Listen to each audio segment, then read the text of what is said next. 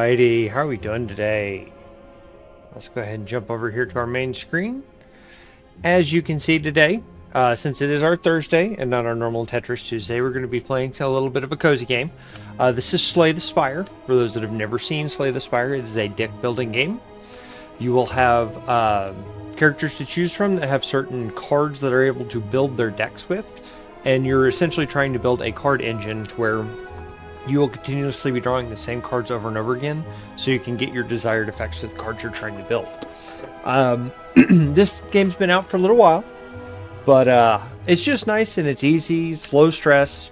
It's okay to lose because the more games you get to complete, the more you earn for your future runs. You'll unlock new cards, new characters, and so on and so forth. So, welcome in. For those that haven't been with us before, my name is Bertimus. I have been streaming for Extra Life up there for 14 years. I have been working for our local Children's Miracle Network Foundation for the last 2. This channel here is our efforts to create a foundation level Extra Life channel to where you guys can donate to it and know your money is going directly to the foundation in which it's supporting. In this case, it is Children's Health Foundation here in Oklahoma City, where we help out and support medical research, medical equipment, and charitable care for the kids that need it. If you would like to support such a cause for Extra Life, please feel free to scan the QR code over there. Check out the About links that way. Same for our Facebook and YouTube viewers, because we are multicasting to our Facebook and YouTube pages as well. Again, thank you for coming in. If you have any questions, don't hesitate to drop them in the chat. There is a pin over here in chat, or down there if you're in mobile, to Dixper, which is an overlay program. I have created a free drop to kind of let everybody play with it and kind of see what it's about. On our Extra Life donation incentives, we have a couple of those Dixper effects where you can donate to the charity and get a few of those effects in exchange for your donation. So please feel free to check out the drop. It'll give you 3 random drops that you'll be able to throw at my screen. You'll see them overlaid over the game here. They're in front of me on my monitor as well, so you will be blocking gameplay for the fun of it. But that's what it's there for. This is a charity channel. This is us having fun. Please feel free to join in. So, this is a fresh run and a fresh playthrough of Slay the Spire. So I am missing my further unlocks over here. Excuse me. So we're going to go ahead and jump in and do Silent. Again, there are 4 characters. So you've got Ironclad is more of the warrior type. Silent is more of a rogue type. This over here, once we unlock it, is the robot. It basically runs through several elemental effects. And then this one, if I remember correctly, it's like the mediator or meditator. It's I haven't gotten to play with that character a whole lot, but if I remember, it's a whole bunch of status effects and stuff like that that you're messing with to go through and beat the game. So let's go ahead and go through and do our Silent one. And Silent is typically either built on poison or repetition, are the 2 builds that you typically do with them. This right here is our wonderful Spirit Whale.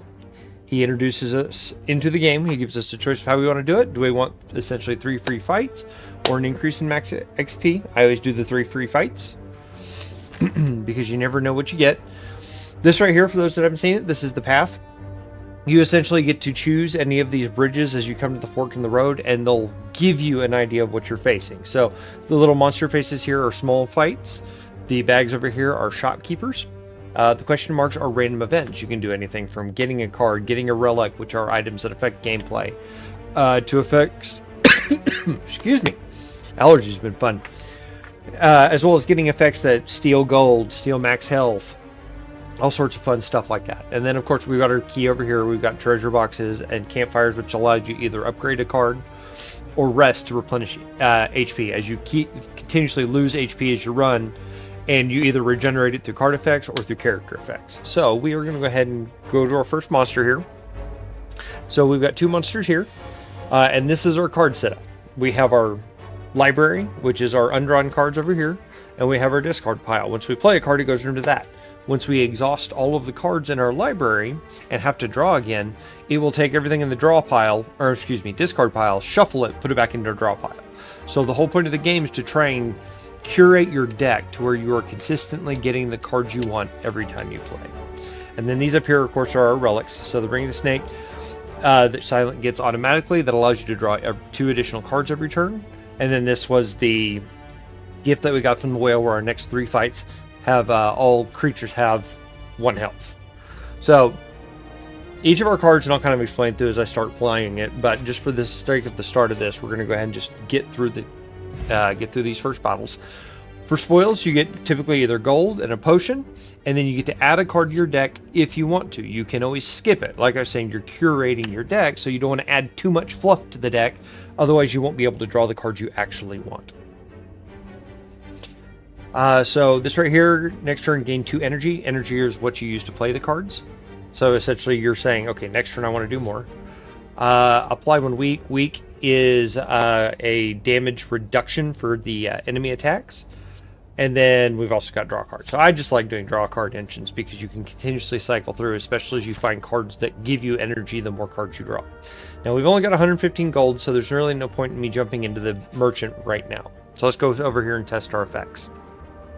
As you walk into the room, you hear a gurgling and a grinding of metals before this slime-like creature that ate too much scrap for its own good. From the center of the creature, you see glints of a strange light, perhaps something magical. It looks like you can get some treasure if you reach inside its opening. However, the acid, sharp objects may hurt. So this one I get to continuously trade HP for a percentage to get a item. So I'm going to go ahead and do this, and we're going to do that, find a relic. So now we get the Centennial Puzzle. Each time I lose HP each combat, I get to draw 3 cards.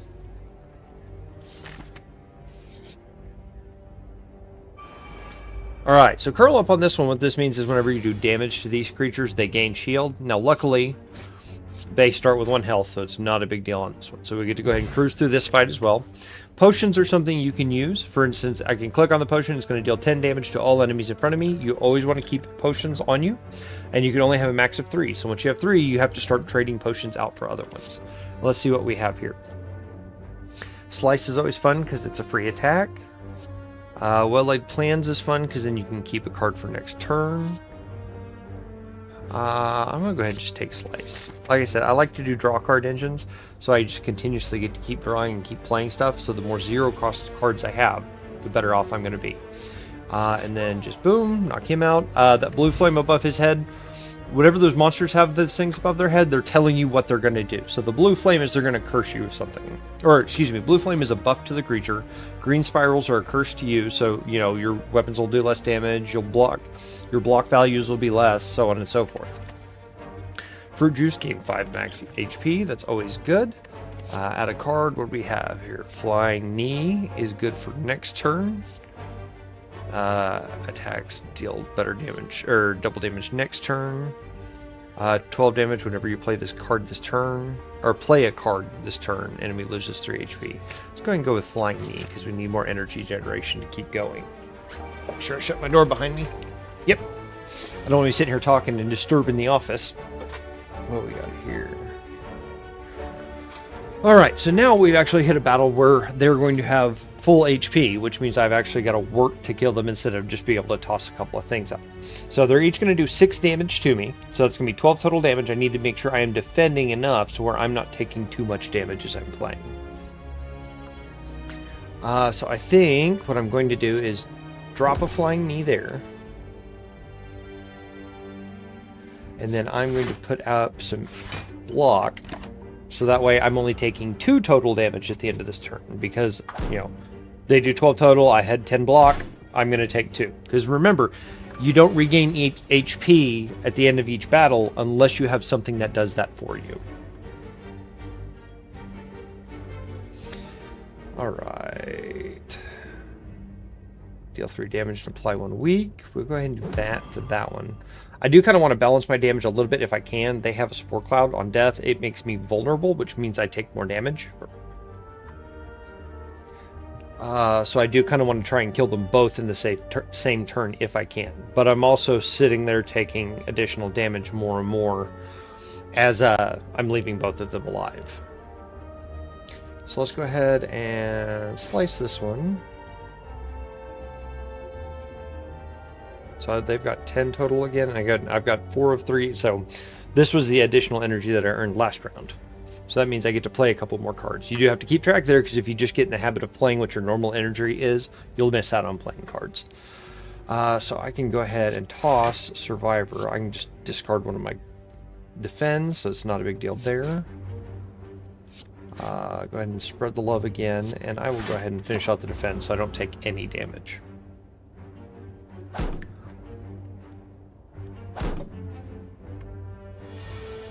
Alright, so right here they're doing the buff, so that means at the end of this turn they're going to give themselves a buff, which is normally an increase of strength or an increase of defense. So now's the time where we really want to take them out. So I can go ahead and do a quick strike there, a strike, kill him, because since he's buffing, he's not going to be attacking me, so I can use more a more aggressive stance this turn because I'm not worried about getting hit.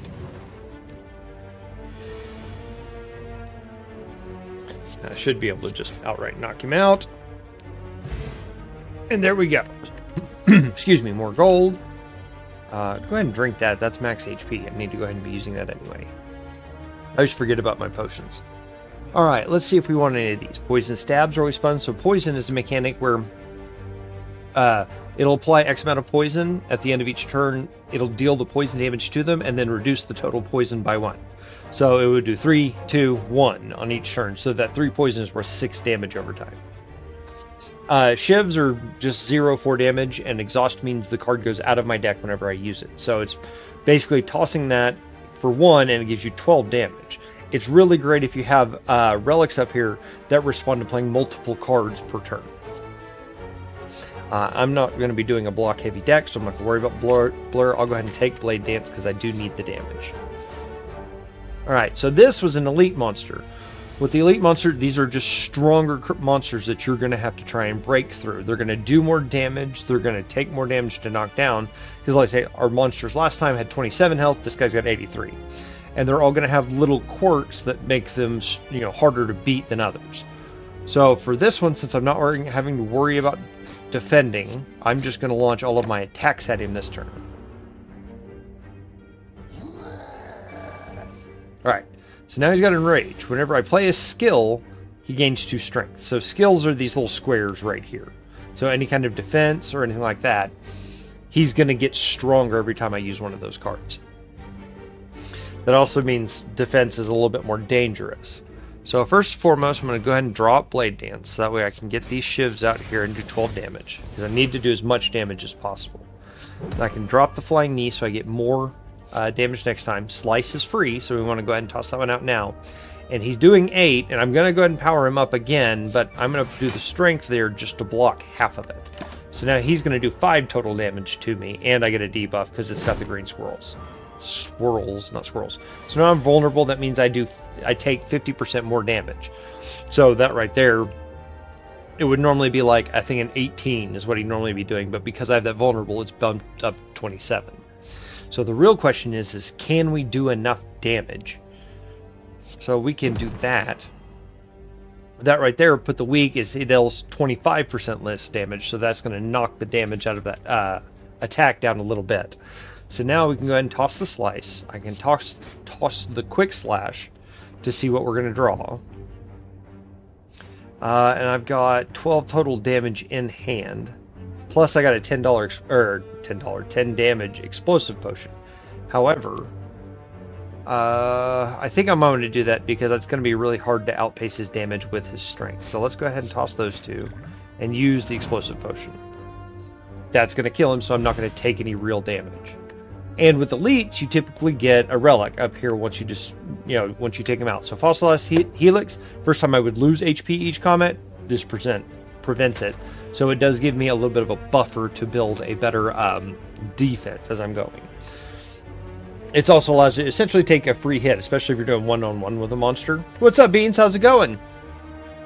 Duplication potion. Next card's played twice. Adrenaline's always just a nice freebie. You gain an energy. It's a 0 cost. You get to draw 2 cards, and it's only played once. It just leaves at that. You get to play it once per combat. Alright, so before you lies an elaborate shine to an extra ancient spirit, you can gain 100 gold, you can gain 270 gold, and you get a curse, which curses this card that whenever you draw it, typically has an effect. Good luck, Beans. Have you been enjoying the new tower mode? I've gotten up to floor 5 as my highest right now, which I think is pretty good for my level. But I'm definitely having to force myself to see a lot more T-spins to be able to keep up.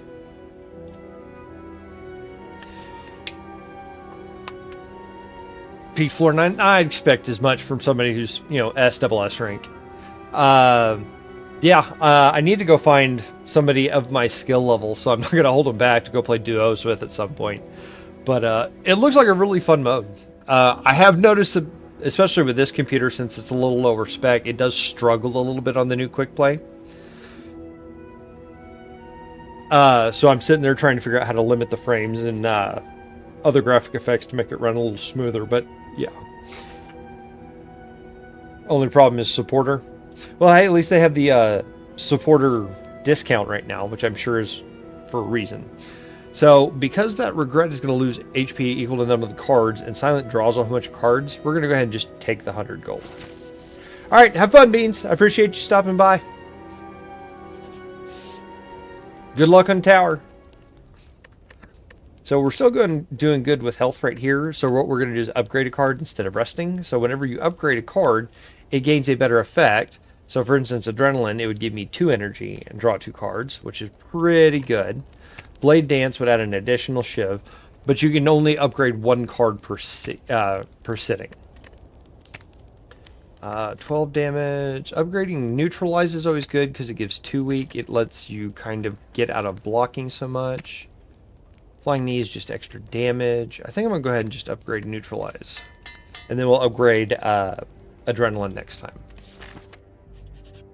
Alright, so treasure boxes, we're going to open that up. Ornamental Fan. Every time I play 3 attacks in a single turn, I get 4 block. So that's just a better, more of a reason to play cards like Shiv that give you 3 attacks that are free. Alright, do I want to go that way? Or do I want to go this way and have more enemies?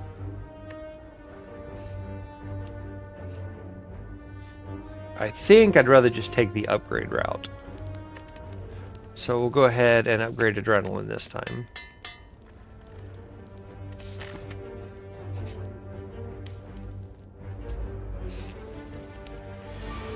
Alright.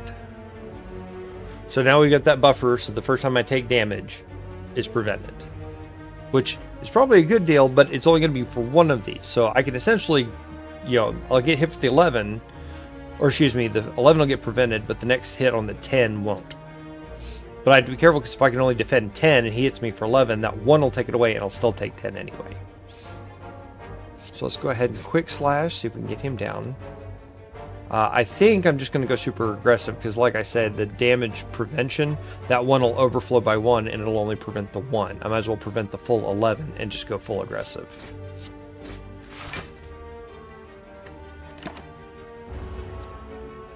Although I forgot about the Ornamental Fan.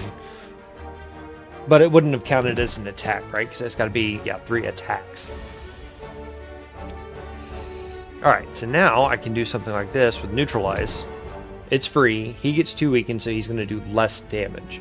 Now I can try my best to try and get out the rest of these.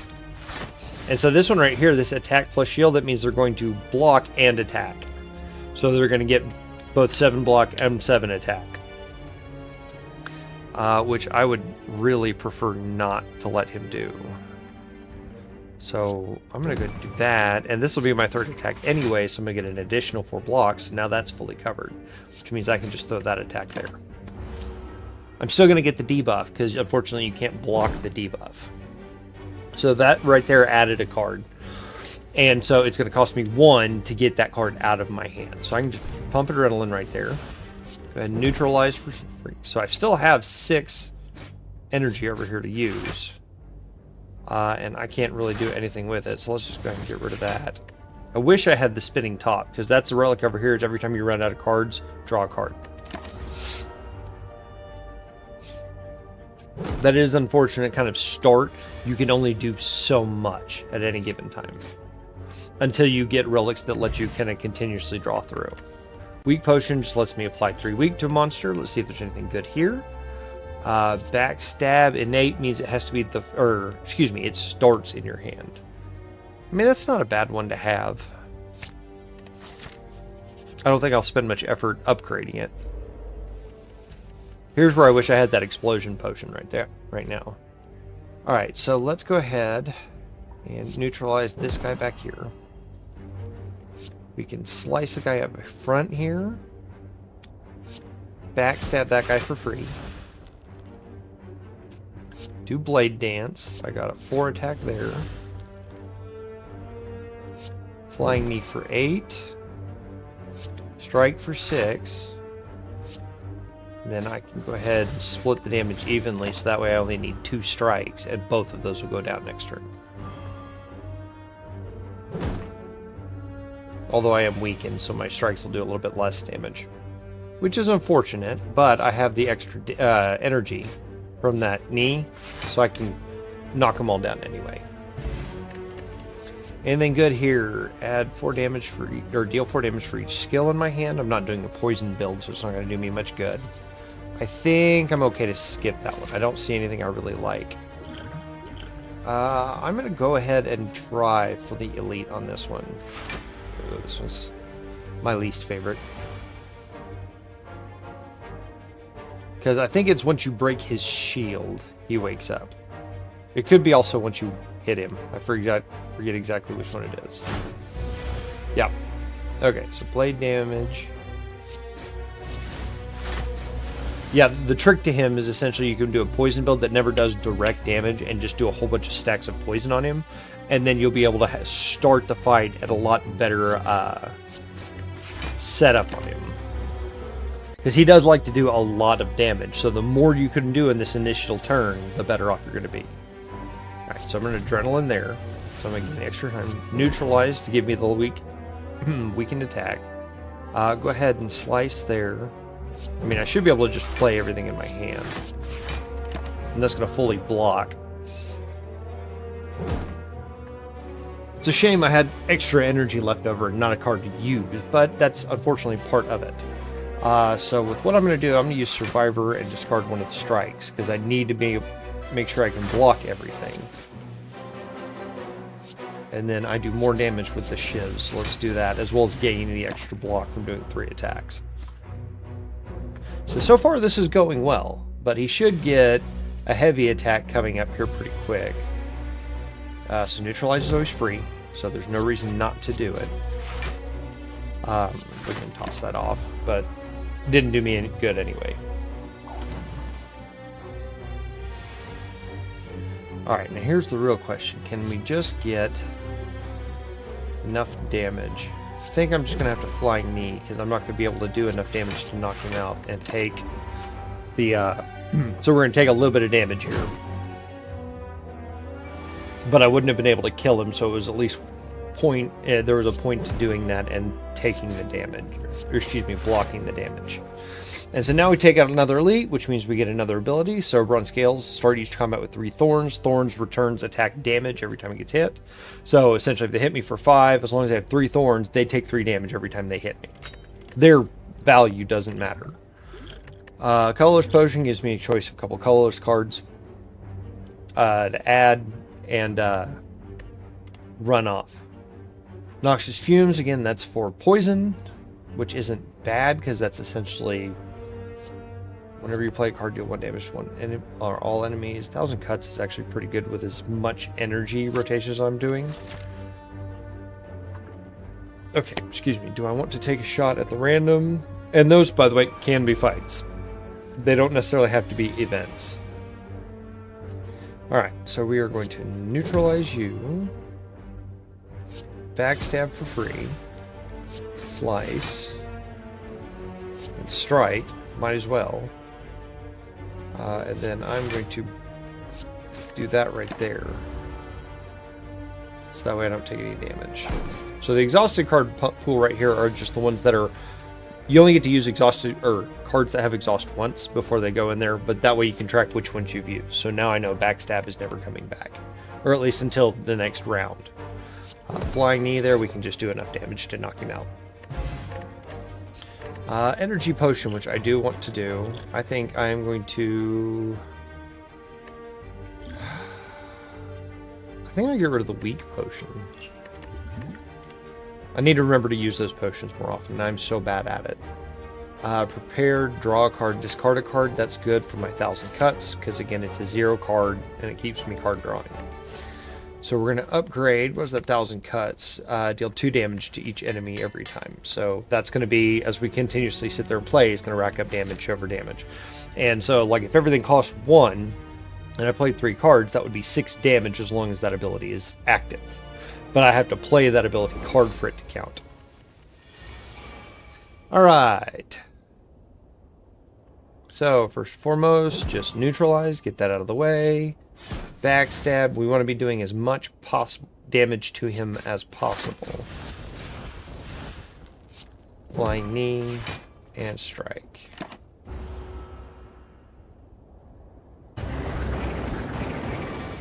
So, the quirk with this boss, and I don't remember if it tells anything about it, you essentially have to hit him 6 times for him to stop being angry. So let's go ahead and slice just to make sure that's... Well, no, okay, so that was the old way it did it. Those are each of his attacks that he's doing. I'm going to... I might save that for a defense on this one, because he's doing 18 damage. Let's go ahead and drink the colorless potion. At the start of start of your turn, add a random colorless card to your hand. Add X random colorless cards that cost 0 this turn. But, you know, that X is all of your remaining energy. If you have no attacks in your hand, draw 2 cards. I'm going to go ahead and take that one for this one, because I can strike, quick strike, as long as, you know, draw the strike, add impatience, add adrenaline, add prepared, discard one of that, and so now I can run off 3 defends. I need to have that 1,000 cut. Okay, so we managed to block all of those attacks now. Now we can get 1,000 cuts out. And I'm going to go ahead and run Survivor on that one because I'd rather have the the armor for that one. And again, since I have 1,000 cuts active now, wherever that one is, every time I play a card I do 2 damage, including whatever the card says. Okay, so now that gives me a burn card, which I can pull up here.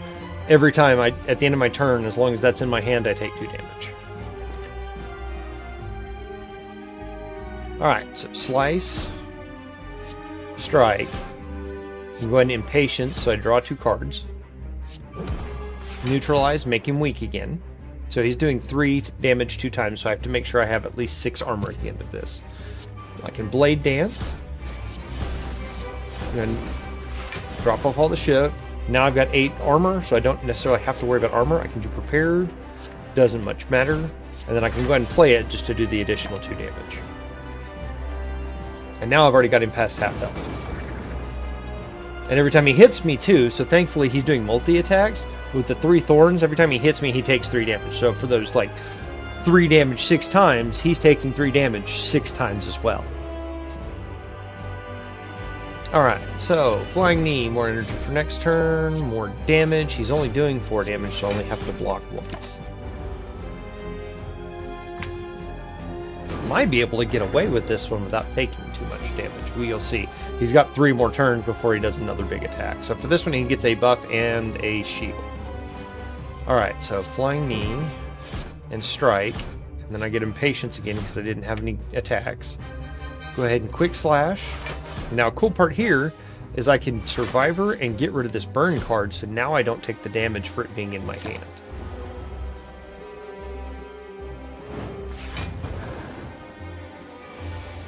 So now he's doing 7 damage twice. I need to be able to take care of business a little bit better. So Shiv, Shiv, Shiv. There's 4 shield.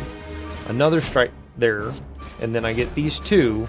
Now, unfortunately, I'm not going to be able to get rid of the burn because, again, it's unplayable. So I'm still going to take 2 damage there.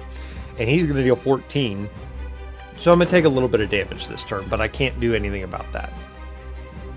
That's just kind of way the card or the game runs. You can give me the rest of my cards. We can neutralize again here, and this should be it there. So that boss is done. There are multiple floors of this. Man, Oklahoma Blood Institute is trying to get me to donate blood so badly. They keep calling me all the time. Alright, and whenever you beat a major boss, you always get a rare card or better. So for this one, whenever an attack deals unblocked damage, apply 1 poison, which is not bad considering you're running stuff off. Burst, this turn, next skill is played twice, which is, you know, any of the defense or any of like adrenalines. Now, I've already got an adrenaline and I really don't need another one. So I'm going to go ahead and take Venom at this one. And then we get an awesome chest, which allows us to choose from the 3 relics.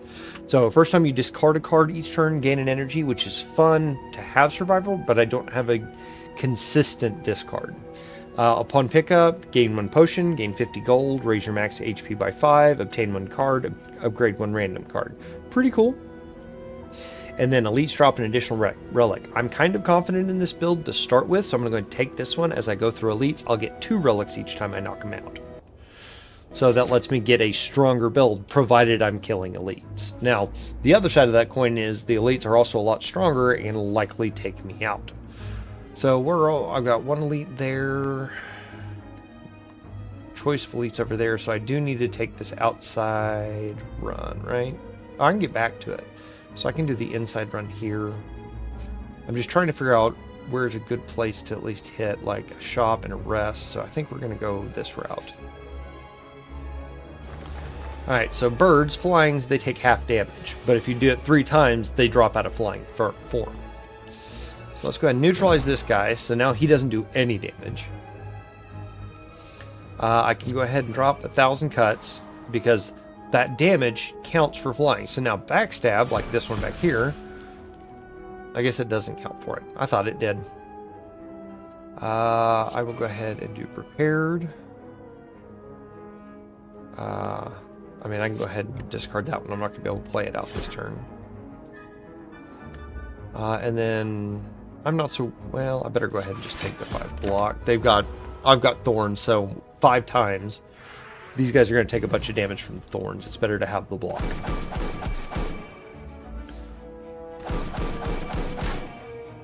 There we go. And so now these guys are really hurting back here. So 6 damage. We can go ahead and knock him out. And since I'm doing damage to everything, I cannot focus him, and I can do like a strike there. And so what that's doing, it took him out without me having to target him with a card. Now, unfortunately, I don't have any more block to cover the other one, but I do have that, so I'm going to take 1 damage at the end of this, if he doesn't nuke himself to the thorns first, which I believe he does. Anything good? Finisher's not bad. And it's already upgraded, because that's what that green text with the plus means, is upgraded. I have been playing a lot of attacks, so I mean, why not? 8 damage for each attack I've done. Especially with Shiv builds. Alright, so I can pay 75 gold to get rid of a card in my deck. So what I want to do is essentially, if I have something that's hamstringing me, something that I'm consistently drawing that's not doing me any good. In this case, I've got a lot of additional attacks over here. I can just get rid of normal strikes. So that way I'm more likely to draw the defenses when I need them. I will go ahead and remove another... I'll just go ahead and get rid of a defense. So now I'm just thinning my deck out, so I'm getting my other cards more consistently. Now there are... I think there's a shrine later on that will upgrade all of your attacks and all of your defense at the same time. So that way you're not having to do them during your rest period. Now this guy, so the way this guy works, this is why I wish I had poison, because poison goes through shields. But, so he's got barricade, which means his shield doesn't go away at the end of turn. He also has protection against 3 different debuffs, so that's kind of the anti-poison measure that they gave him. But he is going to continuously add block to himself to try and stay out of damage.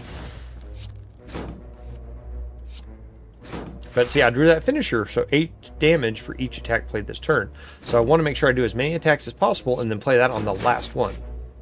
And I get to nuke him down in 1 turn. That's another blade dance. I'll probably go ahead and take that one.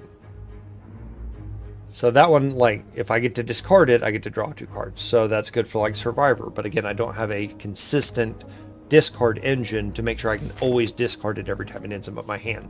So I'm not going to take it. Alright, so these boys are always fun. They get stronger as you go. So I'm going to go ahead and launch Adrenaline off the start, right? I've got the extra energy, so why don't I go ahead and do Envenom before I start doing any of my attacks. Go ahead and neutralize this guy, so that way I don't have to worry about him later. Quick Slash, so I can draw. Nobody's attacking me, so I can play prepared to discard that so I can get another attack.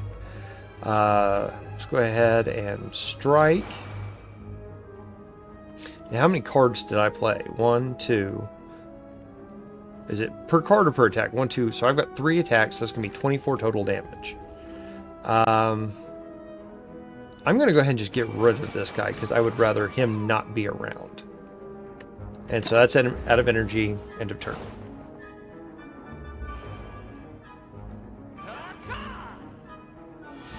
So what they did is Ritual at the end of its turn, it gains 3 strength. So these guys get progressively stronger now each turn.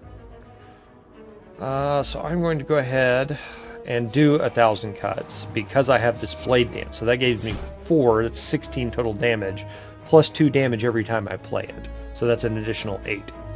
So what I can do is, since he's already weak, I'm going to focus on this one in the back. There we go. Not to mention that guy's got 4 poison on him now. So now he'll take an additional 4 damage, then 3 damage, then 2, then 1. So yeah, we're going to take a little damage, but again, I had the buffer, so I got that freebie. So now I need to make sure I take them down this way. So we've got another Blade Dance, so let's go ahead and start working on that. So if we've got 2 per, right, that's going to be 8 damage. I have to remember I have the Envenom on them too.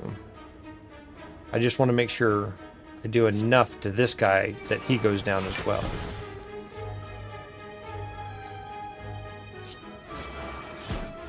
Okay, so now he's got 4, so he's going to go out to poison damage. Now I just have to make sure I take this cultist down, which they're both going to go down at this point due to all the cards played. So we're good to go. Get a weak potion. Again, I need to remember to use my potions. You guys make sure you guys are reminding me. So again, Tactation, we don't have a good discard. There's one. Deal 9 damage, draw 1 card, discard 1 card. So, you know, like the Prepared is a discard, the Survivor's a discard, Dagger Throw's a discard, stuff like that. Now, none of this really floats my boat for my deck, so we're going to go ahead and skip it. Now, we're still full health, so I don't need to go rest. We're going to take on the elites. Alright, so this is a lot of damage coming up. I'm going to go ahead and kind of probably regret doing this, but I can only defend 10 anyway if I did that. I'm going to go ahead and add 1,000 cuts. And we need to do some damage. Now, I like getting rid of this guy in the back first, just because he has something that hamstrings me later. I'm going to toss Prepared. That is what I wanted to see. So I'm going to go ahead and get rid of the strike. Now, unfortunately, I'm only going to get 4 in defense. But I could only play 1, so it's only 5 block. I'd rather be doing the damage instead. So let's get the Blade Dance. And do our best to kind of knock this guy out in the back. So we're still going to take a lot of damage this turn. But we've already got pretty good setups going for the future. So there was the first time I took damage that gave me the 3 drawn cards. So now I got a whole bunch of cards to mess with. So let's go ahead and get Adrenaline out there. Toss Blade Dance out. Now, since I've already got the 1,000 cuts, this guy's low health. He's going to be consistently taking damage. There's no sense in me targeting him too strong. Now, I made a mistake there because I had forgotten. There is a max card hand. So I played that Shiv without being able to have all of my Shivs in there. So I lost out on one. So let's go ahead and slice that one. How we doing? We just got 4 energy. Flying Knee in case we get another round. Because what I can do is Finisher, and it's going to take out that guy right there. So I could do that right there. That'll take him out, and then Finisher should finish it off. So yeah, I took a little damage, but we nuked it out pretty quickly.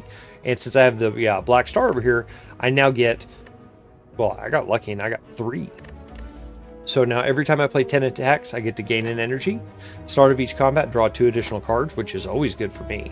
And then, oh, that's a potion, that's what it was. So that's gained 4 plated armor. Now, if I remember correctly, plated armor doesn't come off at the end of turn. But I like my other, well, I might get rid of the weak. Because again, I'm not overly worried about it. It's Riddle Holes, deal 3 damage 5 times. I don't have too many on-hit effects other than the Envenom, so it's not a big deal. Dodge and roll, gain 4 block, gain 4 block. It's not bad to have, so you'll have additional blocks each round. So I'm going to go ahead and take that one. It's probably dead weight, but why not? Alright, now this one, we've got the Chosen over here. He is going to continuously buff and heal. So he's a problem. He needs to kind of go out first. I am, again, going to sacrifice my mind, just because 1,000 cuts is so good for continuously doing damage over and over and over again. I don't have any of my other 0 ones, so instead of just doing a 5 block, I'm going to go ahead and do the dodge and roll. Luckily, I took that one, so now I get 4 block this turn and 4 block next turn. Now, I'm still going to take some damage on there, but it's going to, like, take the buffer, so... Alright, so now, let's go ahead and do the slice off the top, get it out of the hand. Now I can go ahead and play the Adrenaline to draw in again. I can Quick Slash to go ahead and get another drawing card. Neutralize gives me another attack, so now I'm just gaining block. Here we go. I would like to go ahead and do Prepared. I'm not going to worry about blocking this time, so I'm going to go ahead and discard that out, but it's still a card played, so another 2 damage to everybody. And then what we can do is Blade Dance, give me the shivs.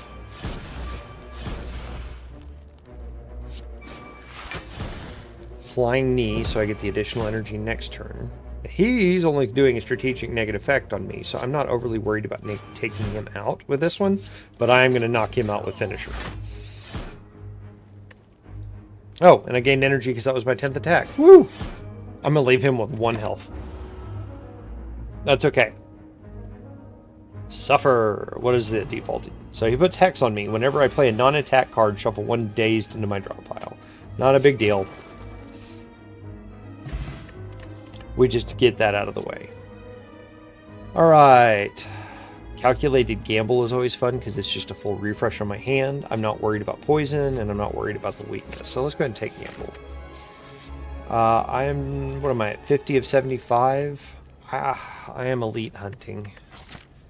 We've got another one up there. I'd rather go ahead and do the upgrade then. Let's see, what can I upgrade? I start with Backstab. It's only 4 extra damage, not a big deal. And Venom makes it 1, which would be a real big help for that. Calculated Gamble lets me keep it. Dodge and roll is 6 and 6. Slice just adds damage, right? Yeah. So I think I'm going to go ahead and level up in Venom. Just because making that a 1 cost is going to make it so much easier. Treasure either way. So hopefully we just get lucky. Horn Cleat. At the start of your 2nd turn, gain 14 block. Awesome. I'm always happy to have additional block. Finally, a Merchant. So I have not... Y'all haven't seen the Merchant yet. So you will typically get 5 cards up here at the top. And then 2 colorless cards you get to pick from, as well as relics you get to buy. Now, we have 491 gold over here to play with. You can also remove a card if you'd like. As for this, Dagger Spray, 4 damage to all enemies twice. Noxious Fumes. Expertise is always nice to refill your hand, but again, I don't have the energy engine to fuel everything. Endless Agony is fun. Deal 4 damage whenever you draw this card, add a copy of it into your hand. So you can essentially just play it forever. Yeah, why not? Alright, so what do we have down here? So, a Regal Pillow, whenever you rest, heal an additional 15 HP. Every 10th attack deals double damage, which is really nice for us. Cauldron, 5 potions to pick from, not really helpful. Oh, and then we got potions down here. I'm going to go ahead and take the Pen Nib. And let's get rid of an additional card. What do we need to get rid of over here? I'd say let's go ahead and get rid of another Strike. And unfortunately, we can't buy the Blanket. Gain an Artifact Exhaust. Or Gain Artifact, which is that gear that we saw on the Fluff Ball. Essentially, it protects you from 1 debuff.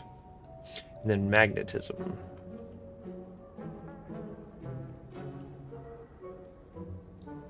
I'd hate to clog my deck up, but that's actually not bad. Especially since it removes itself and it's a 0 cost card. I've got the money. and I don't know how much farther this deck or this particular run is going to go, just because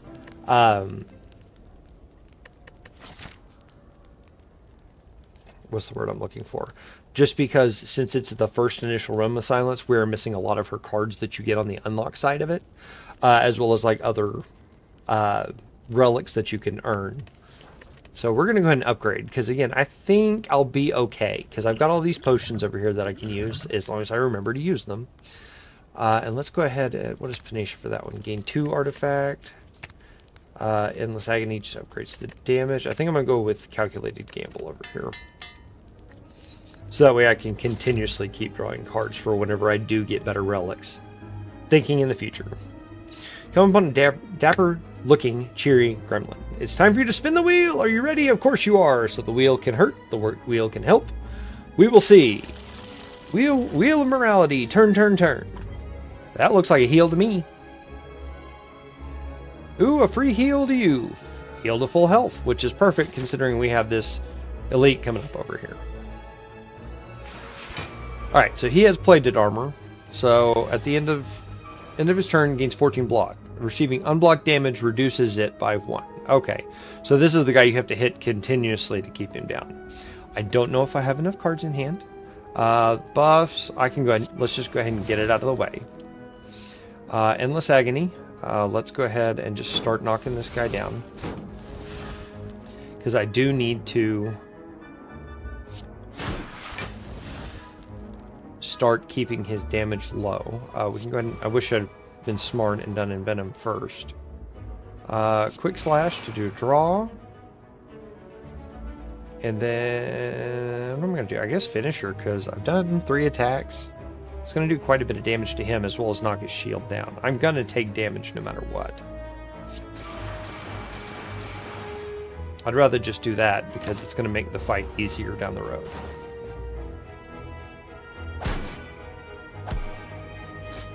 And then he just gets a buff, which isn't a big deal.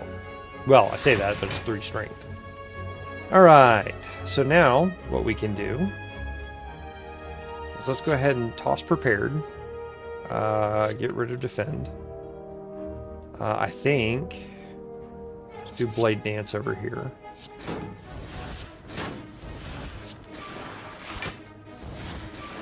Okay, that'll take care of him, so that's 6 health, 6 poison, so I don't have to worry about him anymore. I can Blade Dance again, do more free shivs. Let's go ahead and Calculated Gamble, so now I get another set of that many cards. I can... I'll just drop 1,000 Cuts here, because then I can neutralize, do that. And that's end of turn, everybody goes down.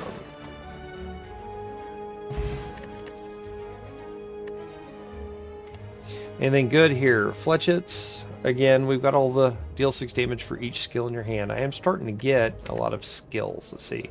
1, 2, 3, 4, 5, 6, 7, 8, 9, 10, 11, 12. So maybe it's not a bad idea for one.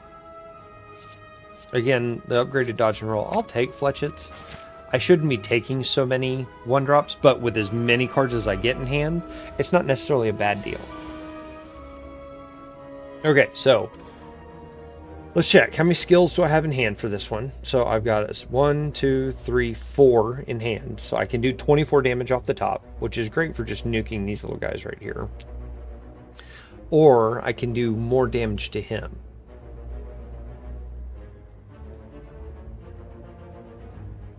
I think what I'm going to go ahead and do is target our big guy over here. Because, I mean, with the Blade Dance, I can take out one of these guys without it being a big deal. Slice there. Panacea to go ahead and get rid of the debuff that one of these guys is going to give me. Blade Dance.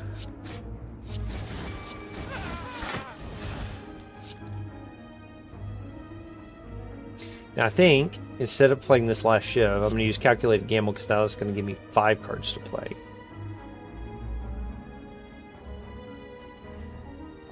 And I, honestly, for this one, I'm going to go ahead and drop 1,000 Cuts, and then I can play Prepared to draw 1 and discard 1, but it gives the extra 2 damage. So now the debuff is going to get blocked by the artifact that I played on Panacea.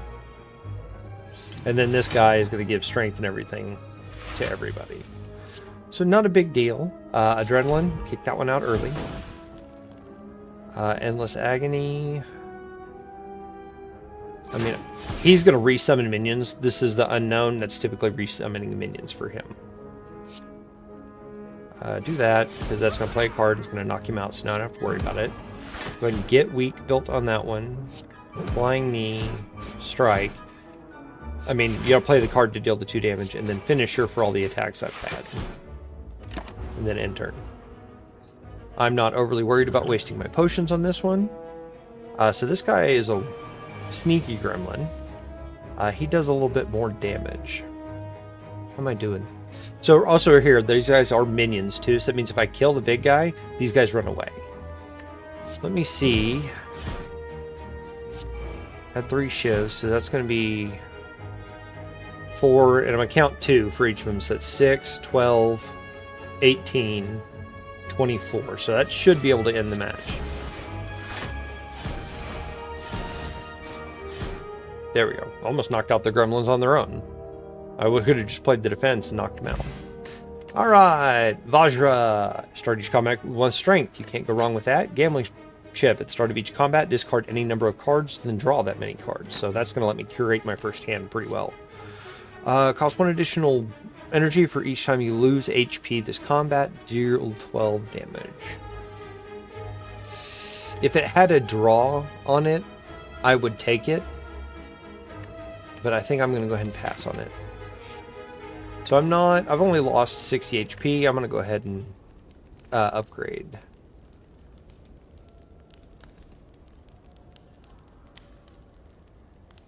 I kind of want to just upgrade Endless Agony. That's an additional 2, technically 4 damage, because I mean you're going to start drawing it all the time.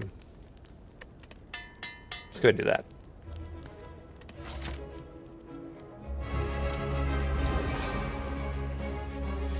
Alright, so now with my poker chip, I get to pick what I want here. I'm going to go ahead, he starts with 16. Now, as long as I can do, I've got Blade Dance, that's 4, 5, 6, so that's at least 8 shield. I can keep Survivor and get that one, so I can get rid of, let's get rid of Prepared. He's not debuffing, so let's get rid of Panacea.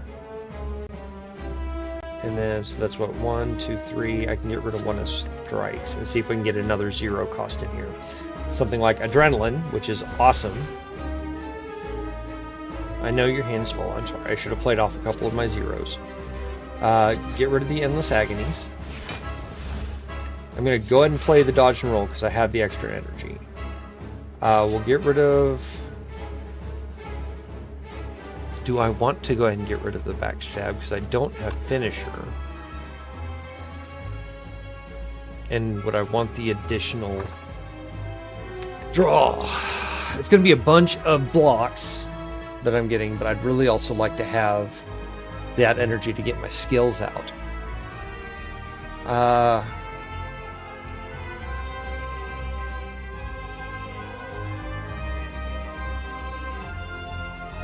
Why don't I try this? Let's go ahead and get to 3.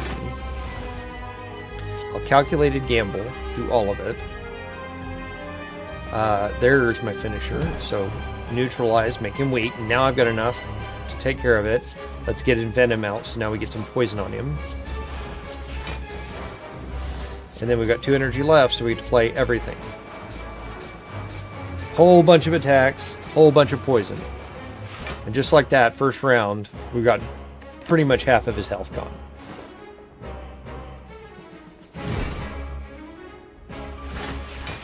This has probably been one of the best silence builds I've had in a long time. Okay, now this is going to be a rough... Well, no, I guess the dodge roll and everything, the remaining... Do I want to duplicate 1,000 Cuts?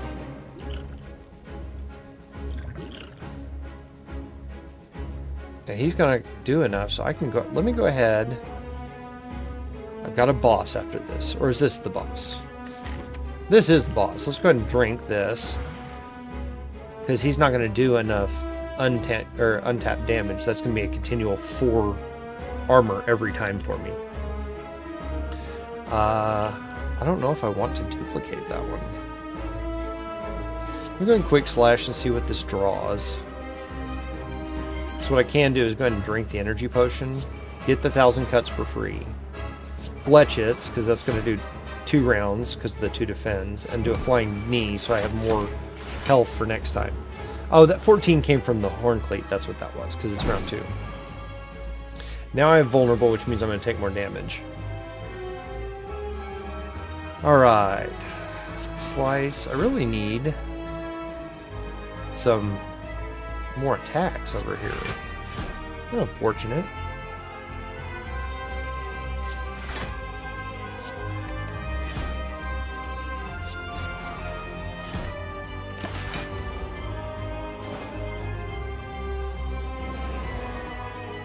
See, now he gets angry, and now his attacks get really strong.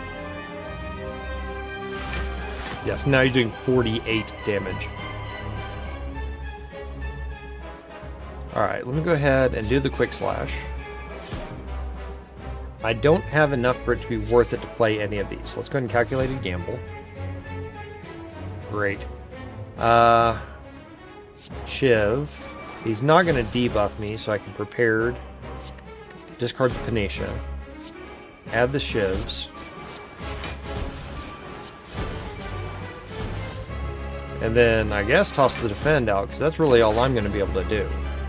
So I'm still going to take, what is that, 34 damage.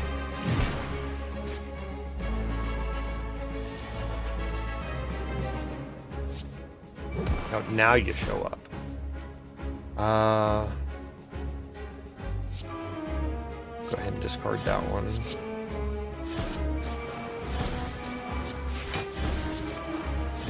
Play a whole bunch of damage. I really don't like a lot of my options. I'm going Flying Knee. Calculated Gamble. See if I can get some better attacks. Blade Dance is what I'm after. I mean, with my strength, my shivs were... Oh, because it was a double damage from Nib. Alright. Deal 14 damage. Discard all non-attack cards in your hand, which would be useful if it let me redraw. Next turn, your attacks deal double damage. Is he? Obtain a random potion exhaust. Well, we'll take Phantasmal. Alright, Velvet Choker, gain an energy. Start of your turn, you cannot play more than 6 cards a turn. That's a problem. Gain an energy. Future card rewards have 2 less cards to choose from, which means you only get one card per choice. I kind of like my deck already, so that may not be bad. Coffee Dripper, gain an energy. You can no longer rest at rest sites, which will be a problem because I am going to take damage. So I'm just going to take the gain or plus energy, but I only get 1 card per reward. All right, so I am still hunting elites. So we can do 1, 2 that way. I can take the single run over here. So as it is, if I want to get 2 elites, I have to go that way. I think that's what we're going to do. Are there any stores along this route? I've only got... I mean, I can bridge off that way and go get the store. Alright, so we're going to do that. Okay. So, now I have to worry about thorns over here. I'm going to get rid of just my defense over here. And my survivor. Because they have debuffs coming, so the Panacea is actually worth doing. Let's go and get that out of the run now. Because again, I do need to get my cards gone when attacked.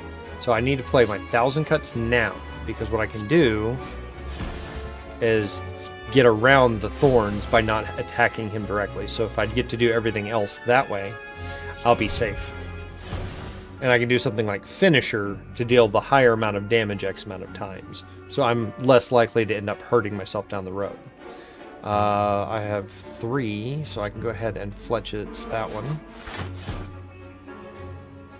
I'll play Phantasmal Killer for that one.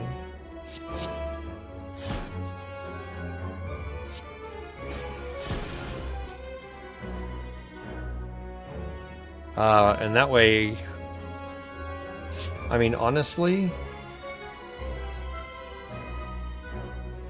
hold on, I gotta do math here. So minus 12 would be 19? 19. So it's still gonna be 3 hits anyway, versus 4 hits. So yeah, it's gonna be the same no matter which way I play it. We're just gonna have to take a little damage. Liquid Memories. Choose a card in your discard pile, return it to your hand. Costs 0. That one's nice. Draw 4 cards. Discard a card. I'm tempted. Yeah, we'll take it. Now I just need a permanent energy solution, and I'll be good to go. All right. What do I have to start with? 1, 2, 3, 4. Let's get rid of Survivor. Well, 1, 2, 3, 4, 5 for Fletchets. Let's get rid of Backstab. The Strike. Yeah, let's get rid of those 2.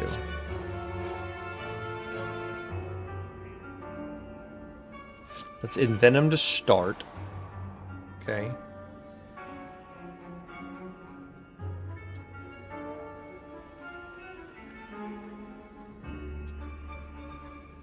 And then Fletchets. Because I might get rid of 1,000 cuts, because as it is, it's just too expensive to start with. And this guy gets 3 strength at the end of every turn. Honestly, I think I'm better off trying to get any of my shield through Blade Dance and stuff like that. Ah! Should have played the Endless Agonies first.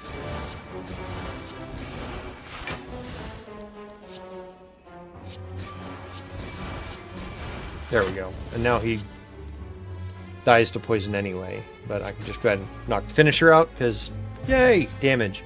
The real trick is going to be able to time it with Pen Nib to where it's the 10th one, and it's going to do just a whole bunch of damage. Sucker Punch, don't care about. Let's go to this one early. Free treasure, I get a lantern, start each combat with an additional energy. Yeah, boy. Alright, big tentacle boy. What do I want to get rid of? I can get rid of Panacea. I can get rid of Defend. Yeah. Well, let's get rid of these 2 strikes. Okay, let's get rid of Endless Agony. Well, I don't want to get rid of too many of them. Get rid of those 2. Do Adrenaline. I'm trying to see if I can get that cuts. Endless Agony. And get rid of the Backstab. That was my 10th attack. Should have saved it for or should have dropped Finisher on it, but it was too early. Let's go ahead and Blade Dance.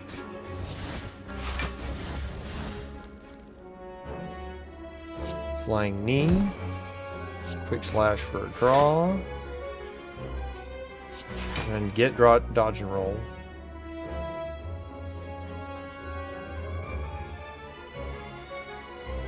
I don't have cuts, so there's no point in me playing the extra stuff. Let's go ahead and get the finisher out there and do some damage. End turn. Because I've got more than enough defense, there's no sense in me playing it. The only point would be like if I'm buffing up anything here, but nothing is like other than attacks. So I can just fletch it for 14 right there, and we're all good. Crippling Cloud. Pour poison and 2 weak to all enemies exhaust. No thank you.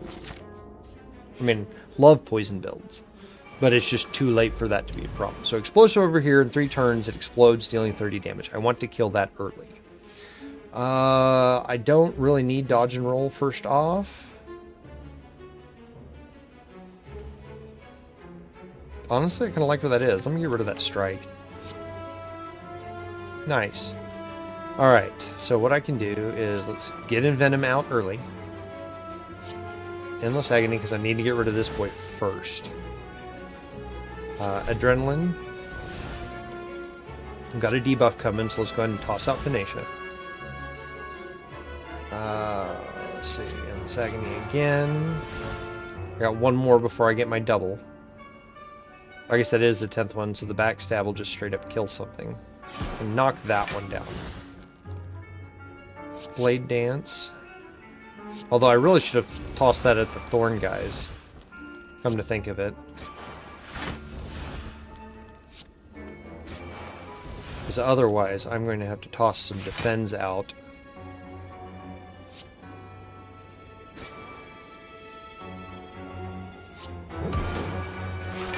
I calculated gamble just to draw an extra card. I have 0 cards, so that's just not useful. End turn. Now the real problem is now I have all these thorny boys over here that are getting more thorny. So now I'm taking 5 damage every time I hit one of them. Directly. So my first step is going to be, let's toss the acrobatics. There, that'll help. Let me get rid of just the general strike.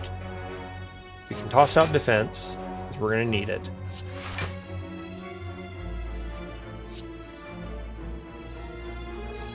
Let's go ahead and get rid of this guy.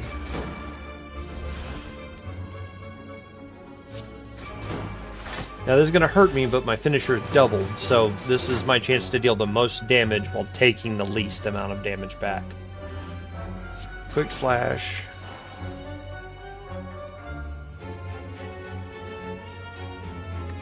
I think I just end turn on there, because there's no sense in me doing any extra damage to myself on that thorn. Now having like a dodge and roll would have been nice. We can acrobatics. Discard. We'll just get rid of the regular strike on that one. I don't want to do a multi-hit, so I'll Survivor out Fletchets. So now I can take 1 good hit from him. That will give me 2 good hits. So I can neutralize there. 5 damage should make it okay. And I'm going to take a little damage, but that'll put him in poison kill time. Go. Alright. Let's see what our card is. Another Blade Dance. I'm not going to say no to it. Alright. Elite Hunting. Let's go. Oh, this boy. Alright. Whenever I play a card, he receives 10% more damage from attacks.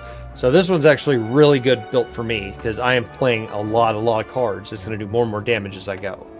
So, what do I have? I can take Prepared.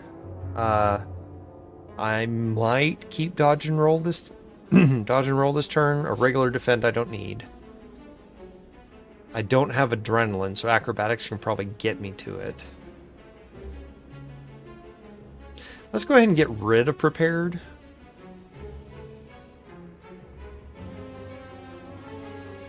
And start from there. There we go. Alright, so let's toss Flying Knee. Let's toss the Backstab. Should have put a Venom out first. So each time I attack him, he's going to take more and more damage. So now it's an extra 40% damage. So now I've got room. I can toss out Adrenaline. Let's go ahead and do Blade Dance. Now I can keep hitting these shivs over and over and over again. So now my attacks are now doing double damage. Should have waited and hit him with Finisher. Acrobatics. I can get rid of Survivor on that one. I'm not going to need it. That's still playing a card, so it adds to the show, or the slow effect. Let me go ahead. Dodge and roll. Just to kind of help me out later. Blade Dance again.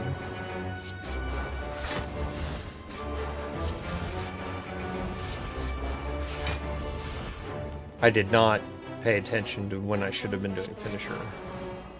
That's okay. We're just going to do some serious damage on that one. And just like that, dead in one turn. Oh, my unceasing top. So, whenever I'm out of cards in hand, I draw a card. As long as I can keep getting in energy, I can now go infinite. And then that's just max health. If this card is discarded from your card, draw 3 cards. I think at this point I can take it. Because especially with Poker Chip, now, albeit those cards are going to get tossed, Now we can go over here. I'm not gonna rest. I'd rather upgrade. Phantasmal Killer becomes 0. That's what I want. So now I don't have to pay for that double damage next turn. Alright. Trying to remember your quirk. What do I want to get rid of? I'll keep Phantasmal Killer. Blade Dance, that's just awesome. You're going to debuff, so I need the Panacea. Let's just get rid of the Strike. And Acrobatics. Look at all that card draw. Okay, so first and foremost, let's get this out.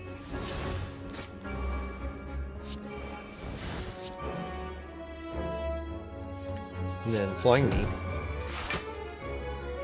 And go ahead and toss the Acrobatics in case it gives me one of my skills. Get rid of the Defend.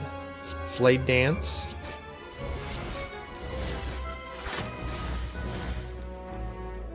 Neutralize, just because. Blade Dance again. Now I'm going to leave a Shiv in my hand just to have an extra card to draw. Didn't do me much good. Drop Fletchets. Drop Strike, which was a double damage. Oh! Forgot I have Unceasing Top. It's okay, I ran out of energy anyway. Okay, now he is intangible, which I believe I can't do damage to him, right? Reduce all damage taken and HP loss to 1 this turn. So it means he's only going to take 1 from everything I do. Not necessarily a bad thing, although that's a lot of damage coming at me. Toss and Venom. Toss Thousand Cuts. Should have done that one first. I can Survivor Endless Agony, because again, it's 1 damage. There's no sense in me tossing that away. Love that it's double damage now. But I'd rather just leave it in there. And I have no more energy, so I don't want to sit there and proc Unceasing Top. We're just going to take a little bit of damage. Now, Intangible should be going away, which means now I get to go back to doing full damage to him. Thankfully, I got an Adrenaline, so I can get some more card draw going in here. Be prepared to see if I can at least get something worth anything. Get rid of Defend, I don't need it. Quick Slash to draw another card.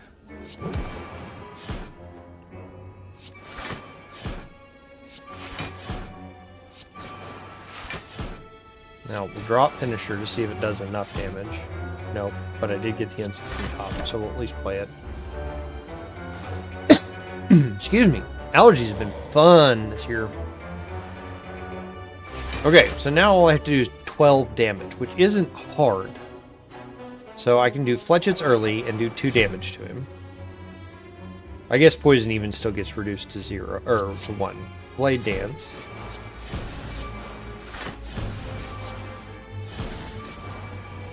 There we go. Ice Cream! Energy is now conserved between turns. Awesome. And then upgrade 2 random attacks on Whetstone. Score. Add a card. Malaise. Enemy loses X strength. Apply X weak. Exhaust. No. Not worth. Pretty Toy Ornithopter. Whenever you use a potion, heal 5 HP. Awesome. Alright, now which way do we want to go? We've got 4 and 35, so let's head toward the Merchant. Hopefully we don't have to lose all of our gold. Lifelink! This is one of the wonderful card builder enemies. You have to kill all 3 within 2 turns. Otherwise they start respawning. It's only 10 damage. I'm not going to worry about the Defend. I think I'm going to get rid of my Strike too. And I've got a Pen Nib off the bat. Let's go ahead and get rid of both Strikes. Alright, so let's start getting Venom out. Backstab that guy. Although I should have taken out the one that's got damage coming. I can at least neutralize him. That way if I don't kill everybody this turn, it's not a big deal. 1, 2, 3. Split my damage fairly evenly if I can. Now let's go ahead and slice this one back here. Again, I need to try and spread my damage. Acrobatics. Let's get some... Excuse me. Get some cards back in my hand. Adrenaline to refill.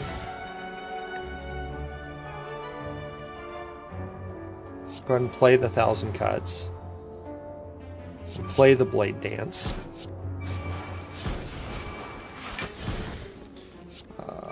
Try and, again, keep my damage as even as possible. I have to be able to discard Reflex, which Calculated Gamble does. Let's go and do that, see if I can get some 0 cost back in there. Drop Phantasmal Killer. Let's go ahead and get Endless Agony.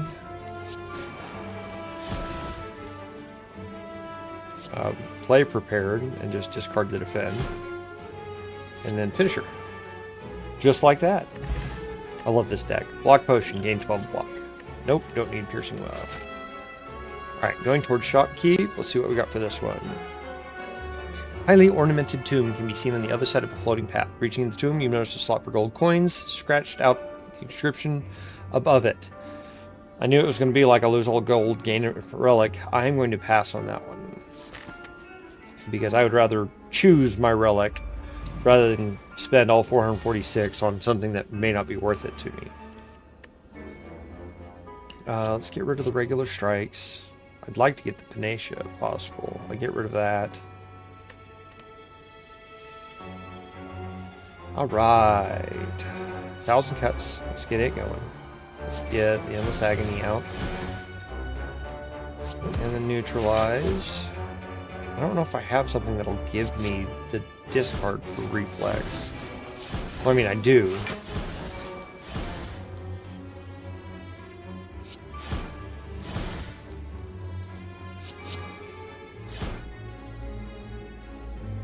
What did I play that gave me the extra energy? Oh, the Nunchaku. Every time I play 10 attacks, I get an extra energy. Now I can go ahead and finish her, which is going to do a whole bunch of damage. Wish I had the Envenom, though. Calculated Gamble will give me a bunch of rerolls. Acrobatics. Choose a card to discard. We'll just get rid of the defense. We can toss Adrenaline here. Panacea, Phantasmal Killer, which I probably won't even need, but if I do, Fletchets will give me 2 rounds of that. Quick Slash to draw a card in case it's another 0. Doesn't matter. End of turn. Oh, that was a fair bit of damage. 262 damage.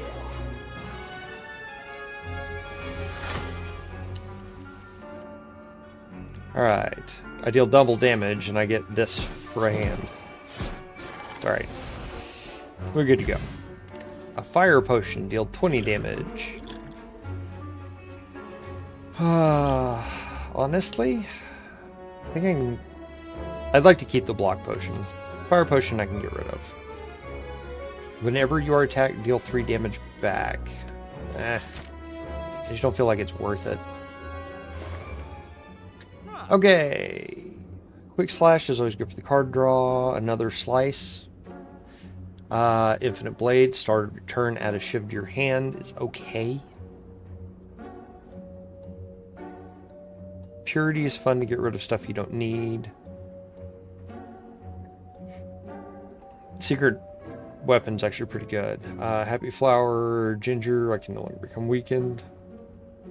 Unplayable status cards can now be played. Whenever you play a status card, exhaust it. I mean, I know I at least want Happy Flower. Do I?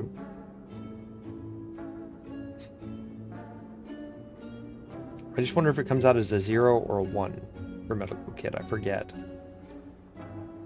Weakened, I'm really not all that worried about. Secret Weapon, I think, is a good idea to have because it gives me an extra thing to play. And I can do a card removal. Let's just get rid of another... Get rid of another strike. Alright. Onward and Howard. Little guys with strength. Awesome. So, kind of a scary start. Let's go ahead and get rid of you, because that gives me an extra 3 cards. I actually think I could probably get rid of... What do I want to get rid of here?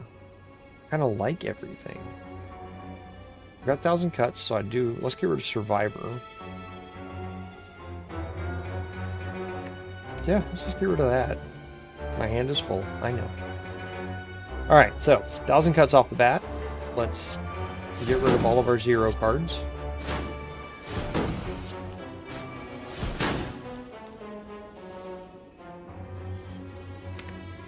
What kind of attacks do I have that are worth it? So Fletchets and Finisher would be the 2 I'm worried about. I've got a bunch of... I've got 3 skills. Wouldn't be bad to do. Let's go ahead and go get Fletchets.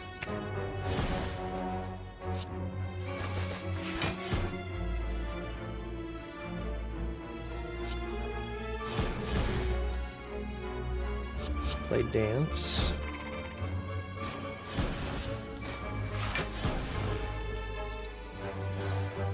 I'm gonna do something a little silly. A calculated gamble right here. Yeah, that did not work out in my favor. I really should have done more damage. So 12 or 7. Let's just go ahead and nuke that one. We're going to take some damage anyway, but that was my fault for doing that. Oh, that's right. I have the fossilized helix.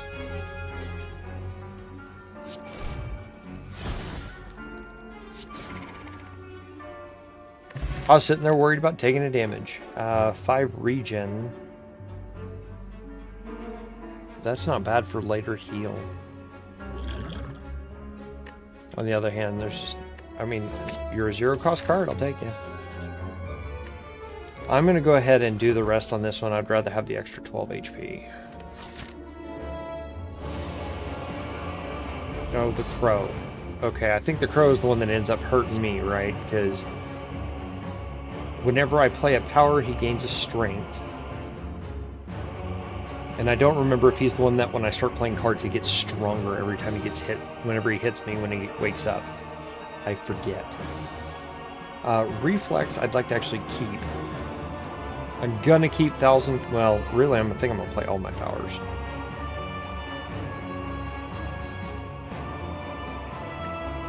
I'm just gonna keep this hand as is.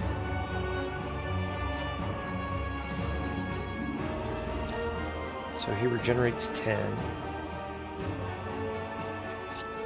Let's see if we can at least get these guys going.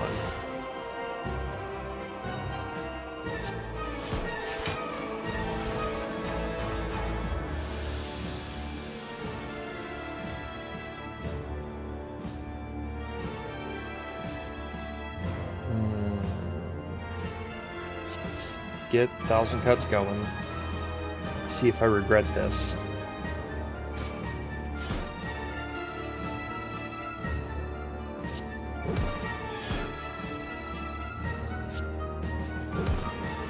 Okay, so it's just his awakened form is the deal. So acrobatics. I can discard reflex.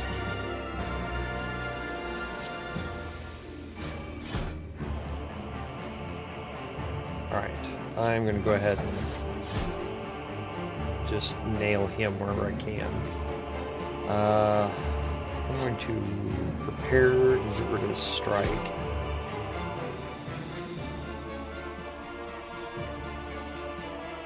I think honestly launching the finisher. Well, hold on. I've got a blade dance, so that'll give me 1 more energy if I play all the ships. There we go. Now I can finish her on him. And then end turn.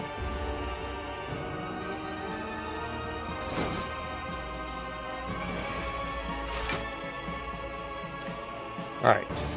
I don't honestly think I need Envenom at this point. I can slice.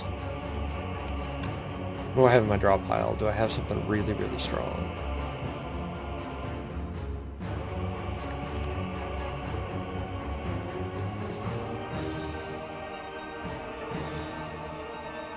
I think I'm gonna go ahead and play Envenom.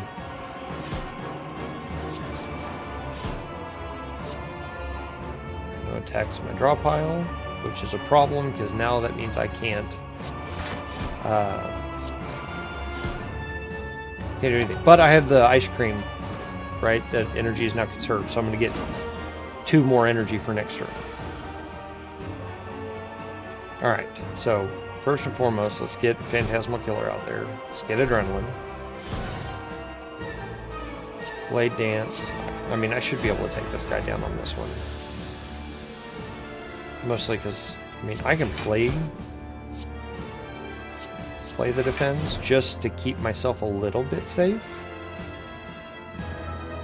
So I want to go ahead and calculated gamble the shivs. Because that's only going to be 28 damage. Let's go ahead and gamble.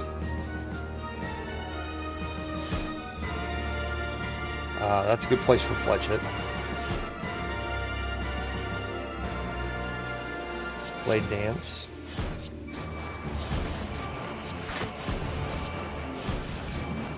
Go ahead and launch Phantasmal Killer now. Defend now. Alright, so here's Unceasing Top. So now I can't do anything this turn. I'm going to go ahead and Blade Dance, though, to get the shivs in my hand. That'll give me extra zero cards to draw. And now he's awakened. Do the dodge roll and the defend. Oh, perfect. Alright, Unceasing Top, Acrobatics, discard Reflex. Now I got a whole handful of cards. Secret Weapon, Neutralize. Let's go ahead and get the weak on him. Reduce that damage as much as possible. Blade Dance again.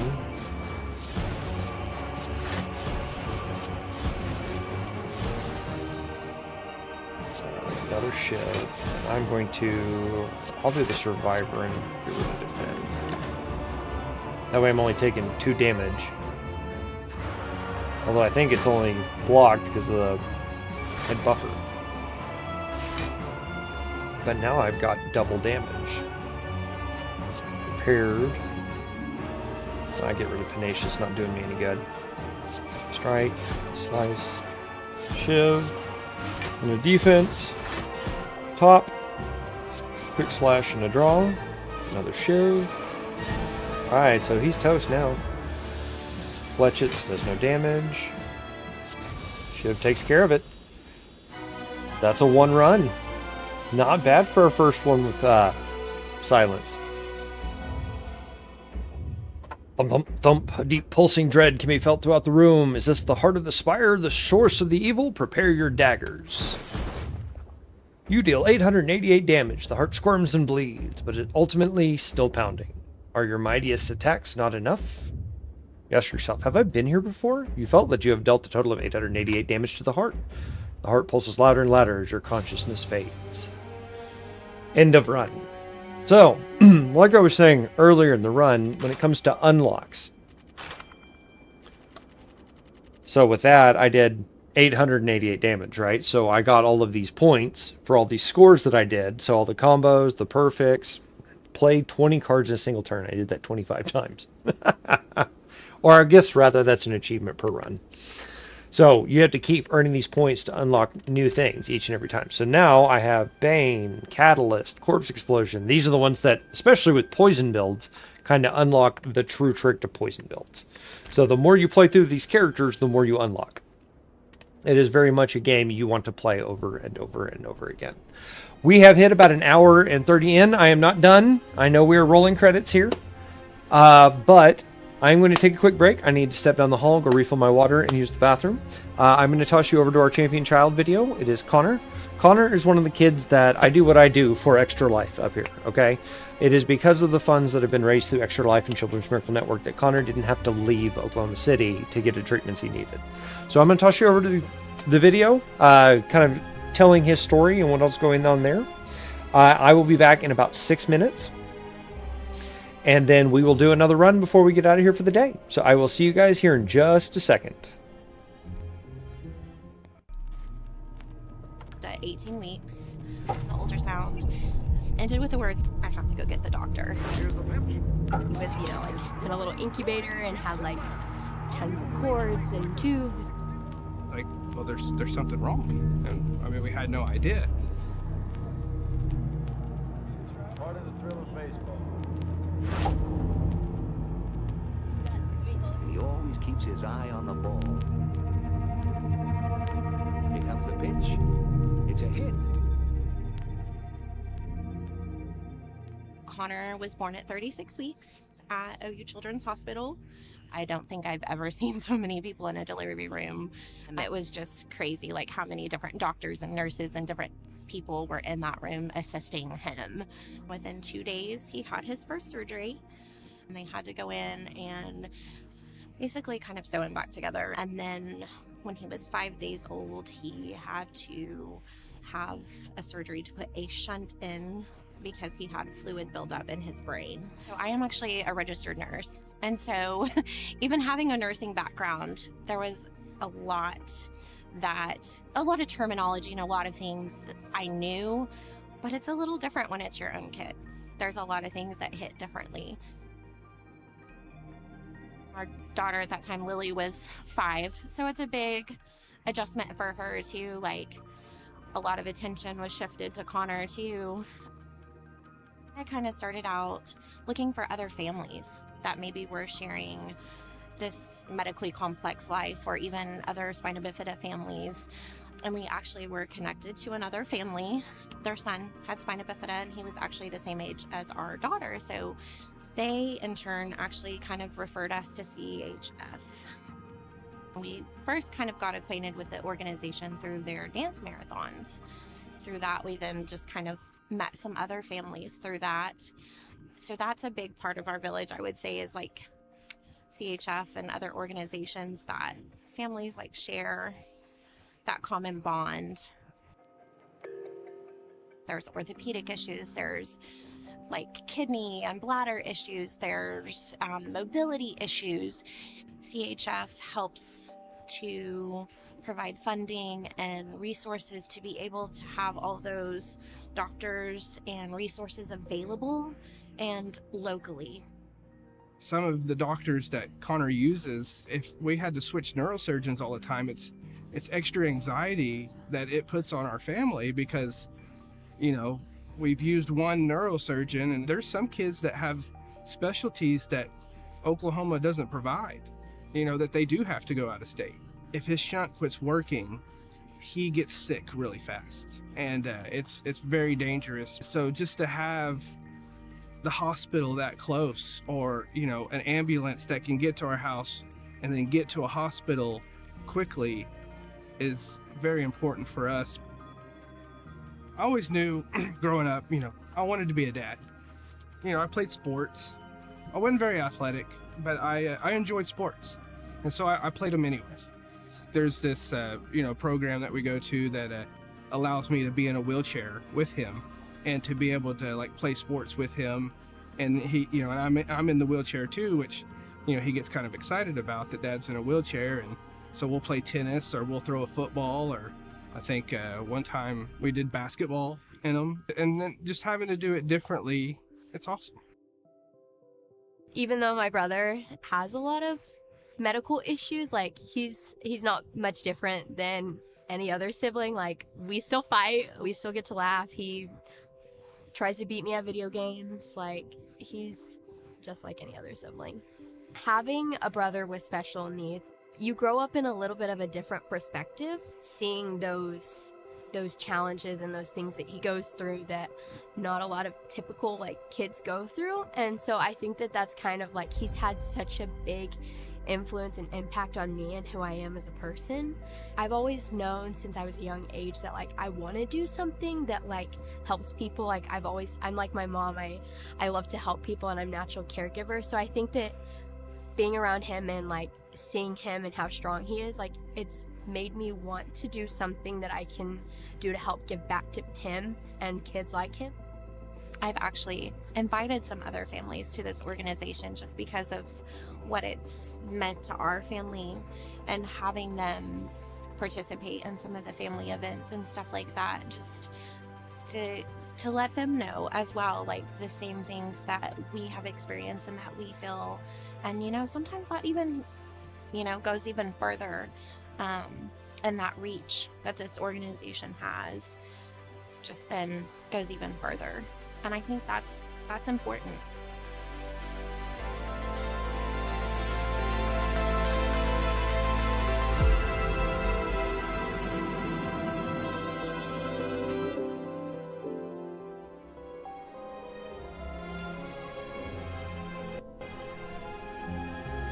And welcome back. Thank you everybody for hanging on through that video. Again, like I said, that's Connor. So it's wonderful to introduce him to so many more people around the world, through Twitch and through all of my events that we do here in Oklahoma City.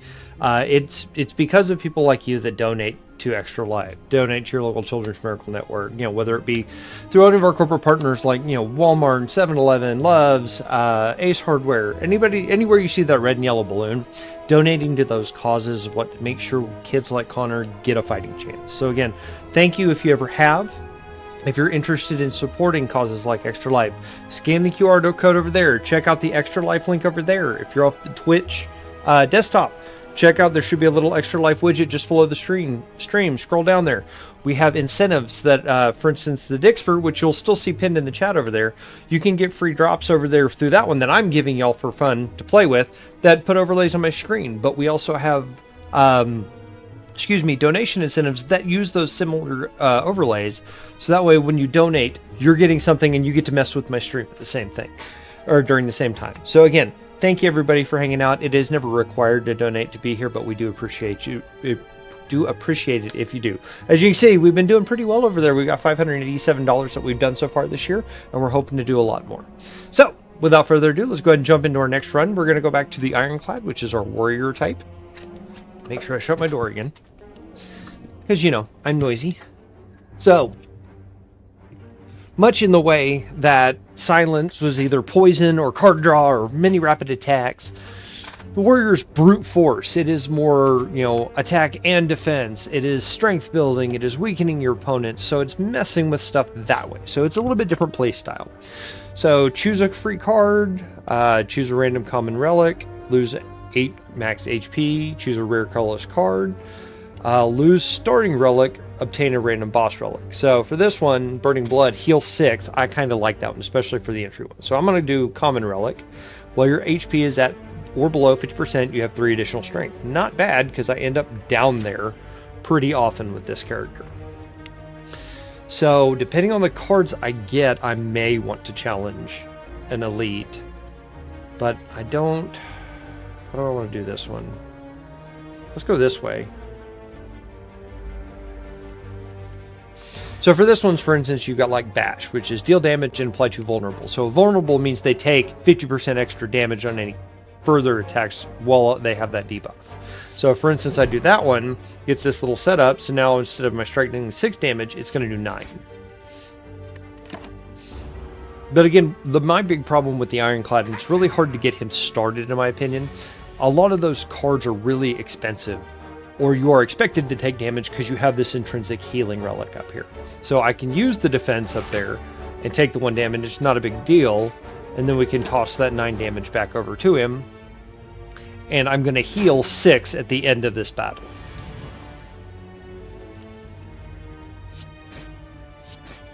So we're going to go ahead and just take care of him before he gets any more damage.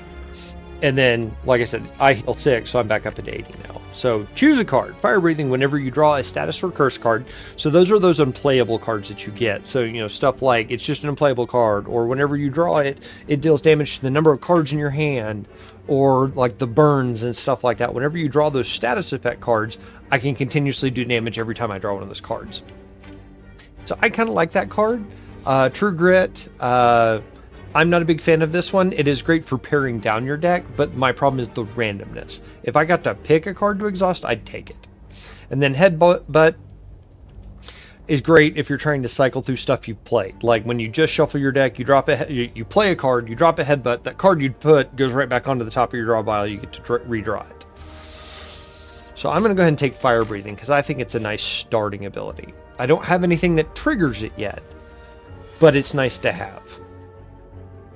So I think I am just going to go for a nice slow start on this particular guy.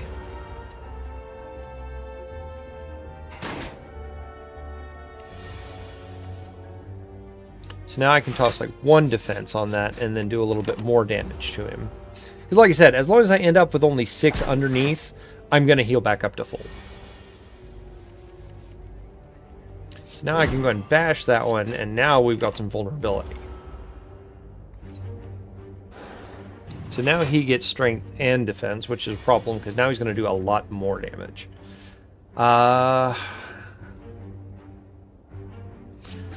If I do that, he's going to be at 1 health, which is a problem.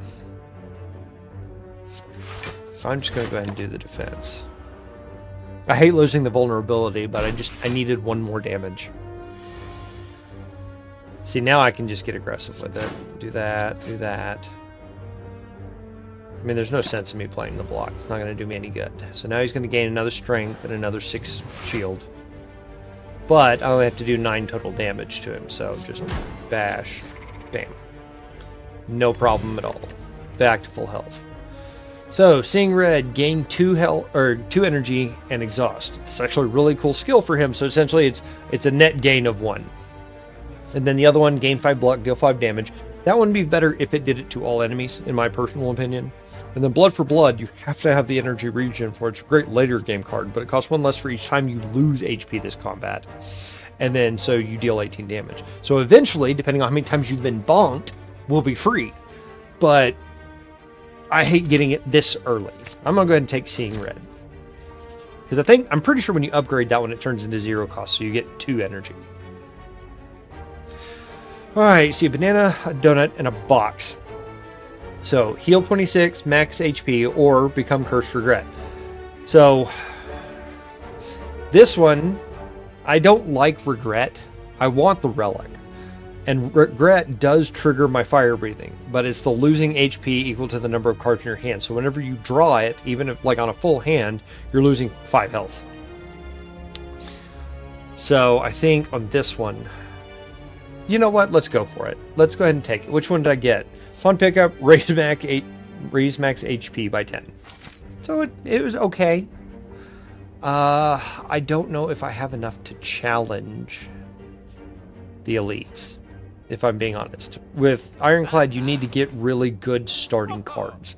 Like stuff like Body Slam's a great one if you're playing a heavily defensive build. Reckless Charge is actually really good because Daze triggers that fire breathing. Combust is fun, especially like with that last card that we saw. That 4 cost, if I'm losing 1 HP every turn and dealing 5 damage to all enemies, it's pretty good. Flex is great because it just gives you 2 extra strength, which increases your damage. And then Shrug It Off, gain 8 block, draw a card. It's a good way to kind of run through your deck. I really should have looked at these guys down here. If you enter block, gain 6 block, which wouldn't be bad. Start each combat with 10 block, which is only good for first turn. Clockwork, start each combat with an artifact, so not a big deal. Finesse is neat just because it's gain 2 block for free, and you get a card to replace it. I'll go ahead and take Shrug It Off just because I kind of need it. Wouldn't hurt for me to start removing cards as well. Alright, so like right here, gain 8 block, draw a card, or I can just strike this guy twice, and now I don't have to worry about that damage, and I'm going to be taking a debuff. But at least I don't have to be wasting energy using blocks.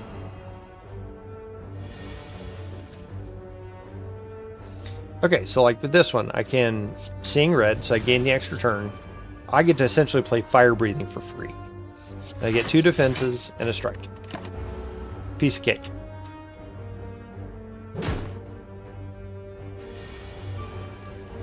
Now, let's say that right there is where I run into Regret at the end of your turn. Okay, I guess it's at the end of your turn. Not so bad. So Reckless Charge, I want that Daze to go in my deck. I could go ahead and do the bash. There we go. But since I had that fire breathing, it did that extra 6 damage whenever I drew that Regret. Warcry is good. Draw a card, put a card on the top of the draw pile. Essentially, it lets you draw a card, see if you want that, swap it down. It's always a good free card to play.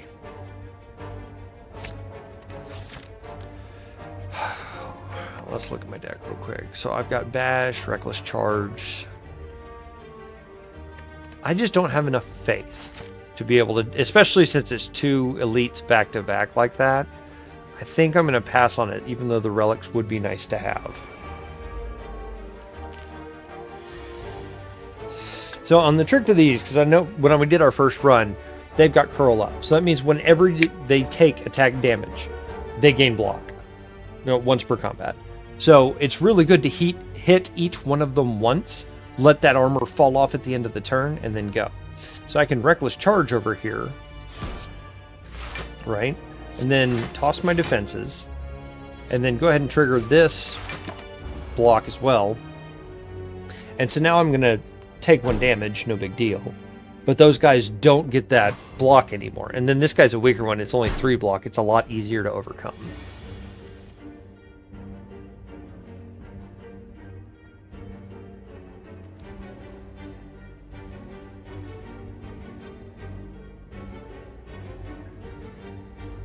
I think I would rather just... Oh, I've got weak, don't I? So I'm going to have to do that right there. And shrug it off. I didn't have fire breathing, so no good. And then I just take 3 damage. Did that exhaust itself? No. The daze did. So it just goes away. Alright, now I'm going to have to take out this little guy. So now I can seeing red. Do I know... I'm not going to be able to draw anything. What does that draw as? A defend? I mean, I get to play everything anyway, right? So... let's get this one out of the way, because I can't do anything about it. War Cry...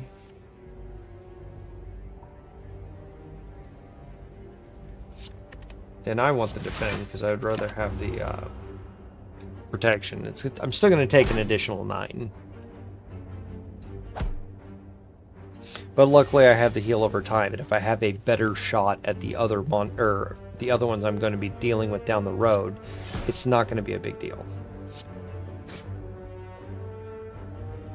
And then I'm going to shrug it off and defend.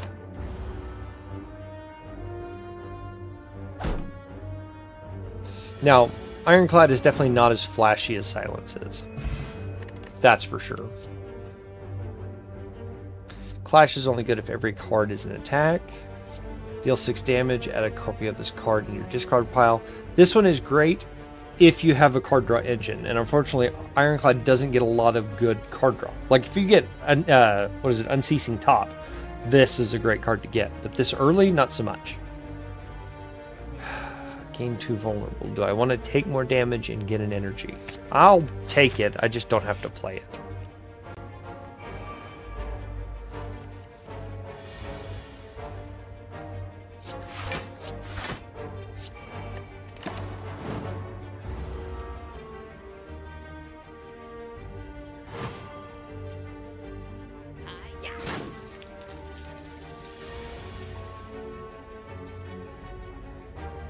Alright.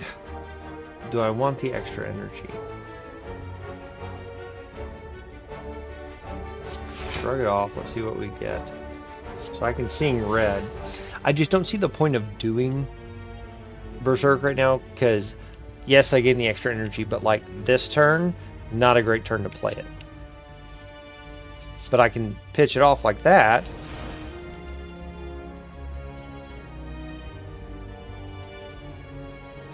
I'm only doing 4 damage. I know I at least need to do that. It's a problem with the spit web. It's gave me that weak for that many turns. And unfortunately with this guy, he steals 15 gold every time he hits me in the head.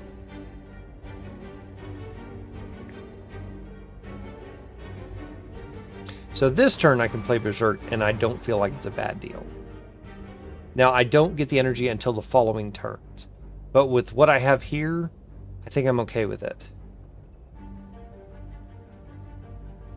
Because I can bash this guy, make him vulnerable. Reckless Charge, give him 7. And I know I'm going to draw that next turn, which is great because I have fire breathing. So I'm actually just going to toss the defense there. Because yes, I'll take 2 damage, but it's something I'll heal down the road. See, now this guy defends and then he escapes. So it depends if we can do enough damage to knock him out this turn. So I've got 8 and 6, which is 14.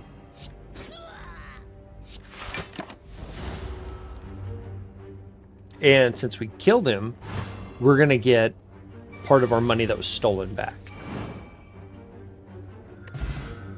See, so he hit me twice, so yeah, I actually got the gold back. Speed potions are always nice. And again, here's where we start running into the other stuff. I'll go ahead and take Flex. I don't want to take Combust right now, just because I don't have enough healing that I'm comfortable with. I will upgrade. Let's see if that is setting it to 0. It is. And then how about... Berserk is only 1 vulnerable, but like that, I will go ahead and upgrade that one, because that makes it a lot easier, because you're only getting it vulnerable the turn you play it. Gremlin Horn, whenever enemy dies, get an energy and draw a card. Now here's where we get high damage stuff. Oh, I'm going to go ahead and take the risk on these. And I got Bag of Marbles. All enemies get 1 vulnerable. That is a good one to have for Ironclad. Do I want the upgrade or do I want cards? What do we have up here to upgrade? Let's just go do it. 10 damage. What about fire breathing? It's 10 damage every time I do it. That's actually worth it. Let's upgrade fire breathing. Because especially if you start like one of the elites up here, or one of the potential bosses, they'll add 2 days to your hand or to your discard pile twice a turn. So if you're doing 10 damage every time you draw one of those, that levels up pretty quickly.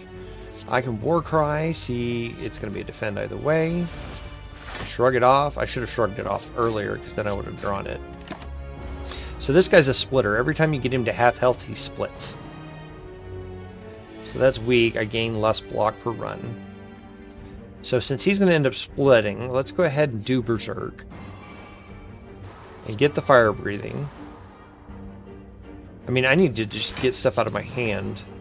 So that way, Regret only deals the 1 damage. Alright.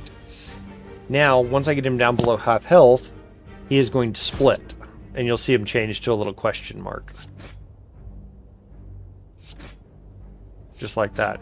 Now, the lower you get him, the lower that splits. So, like if I'd have left him exactly at 32, he would have split 16-16. Or rather, each one would have split into 32. Since I got him down to 21, now they're down at 11 each. So now I can... I thought I'd upgraded Seeing Red. I guess I hadn't done that yet. So now I can... Bash. Play that one, just to play it. Although, it's not going to do me any good.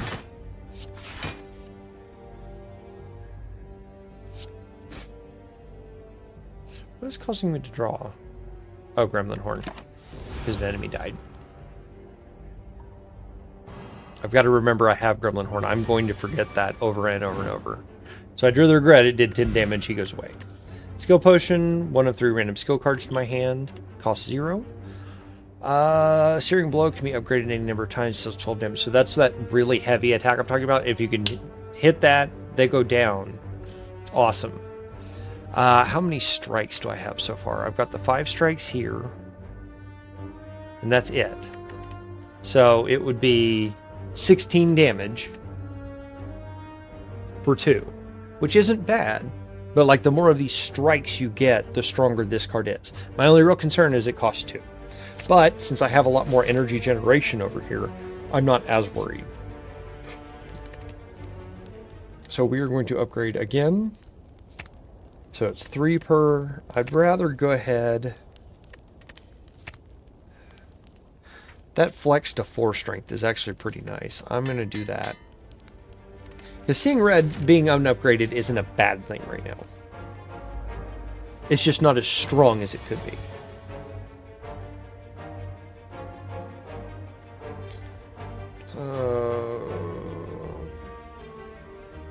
With Regret already being in my hand, Fire Breathing is probably not the best option. I think I would rather go ahead and do this. Now, unfortunately, I lost 3 health. Plus 2. So that's 5 total health I've lost. So let's go ahead and War Cry. Yeah, I mean, we're going to get it back anyway, right? Toss the Berserk out. shrug it off, so I'm going to defend most of it, and then hit him with the perfected strike, which does a lot more damage. Now I'm still just going to heal back up to where I was, pretty much at this point. But I think I should be fine now. There we go. That heals me back up to 70. Flex Potion, gain 5 strength, so I can do a lot of damage really quickly. Another Seeing Red is always a free card. Let's go ahead and take it.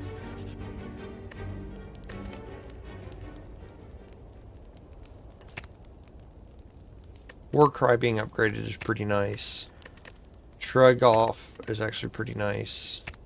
Let's go ahead and upgrade Warcry. It hasn't helped me out so far, so maybe this will be a little bit better.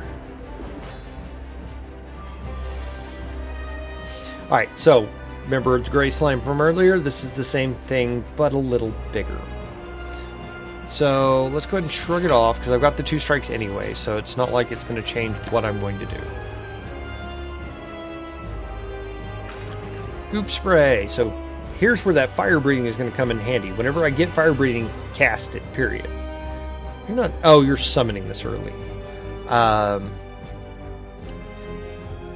Because with all of that goop spray, that's going to really help me out, because that's 10 damage every time I draw one of those. Okay, so if I don't get him down to 70 health this turn, right? He's going to do 35 damage to me. So let's go into Warcry. I wish I had that Berserk last round. But as it is, I'm going to leave it for next round because I can't put Vulnerable on for this one. So we're going to Seeing Red, Bash.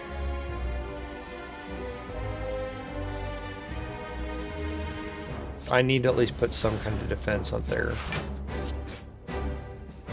Because as it is, I'm taking 30 damage because I was off by 5. Maybe if I had used Berserk, but even then it's only 1 additional energy. Now, the cool part is since I put him right near it, now I get to hit him really, really hard this turn. So I can flex, Berserk, because he's not going to do any damage to me. Reckless Charge is going to do 21 damage. Bam. I'm actually going to leave Slimed in there because that's $10, or $10. $10 donation if I draw it. That's a $10 10 damage card. How you can tell my brain is in donation mode. Just like that, there's 20 damage to both of them, and these guys both have the split, so I just need to get them to 22. So if I hit split on both of them, now they're both splitting. Now the downside is now I've caused them both to split. They're going to split at 15 each. And I, again, going to leave the Slimed in my hand. So now, oh, I guess they are splitting on health. Now I draw that, and bam! Everything goes away. Yay, fire breathing. Alright, offering lose 6 HP, gain 2 energy, draw 3 cards, exhaust. I need an efficient health gain for me to feel okay with using that one. This turn, your next attack is played twice. If it wasn't 1, I think upgraded it goes down to 0. And then Corruption. Skills cost 0 whenever you play a skill exhausted. Now that includes defense over here. Which is really good for that, what is it? Clash. If all of your abilities are attacks, it does a whole bunch of damage. I'll take Offering, because I think if we upgrade it, it goes down to like 3 HP. Upon pickup, remove 2 cards from your deck. You can no longer rest at rest sites. You can no longer obtain potions. I mean, for me, that's not a bad deal because I always forget to use my potions. The other one is removing the cards from my deck. I mean, I wouldn't mind getting rid of Regret. Just because I think it's being a consistent wear and tear on me. Let's go and do Sozu, because I think the extra energy will benefit me. And like I say, I always forget to use my potions. Now, I don't know if I want to go elite hunting or not. I can go this route and be safe. I don't really want an early shopkeep. I'd rather at least get 2.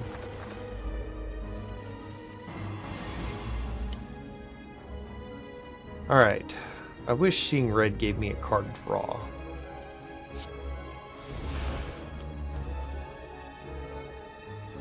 And if I had one more attack, that would be really nice.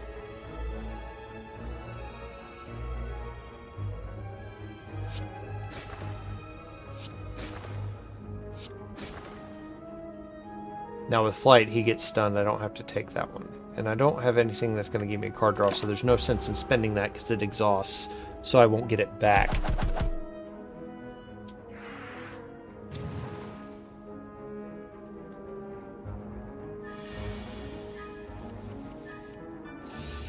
Alright, so first step, shrug it off. Man, am I tempted.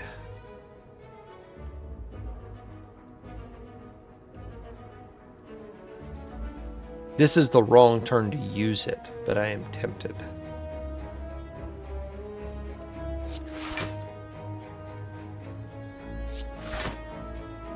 Because that would increase 50% more damage, and I don't remember if it rounds up or not, because that would be 10, and 15, that would be 25 total damage. Because right now it's 15, and I've got it blocked. Well, plus the 3 back here. I think what I'd rather do is go ahead and just hit him. Now, I believe he goes back to flying this turn.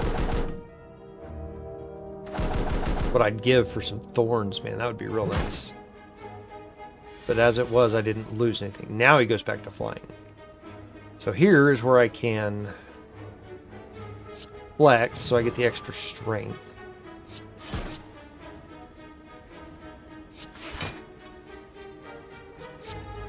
I'm just going to go ahead and knock him out. Fine.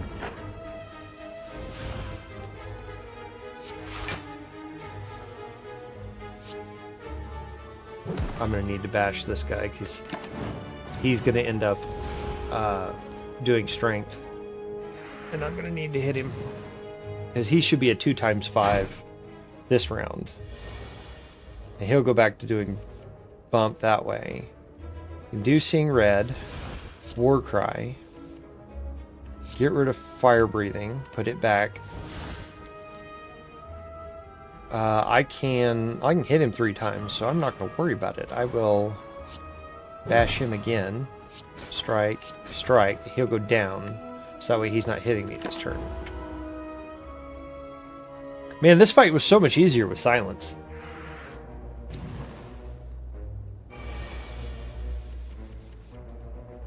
Alright.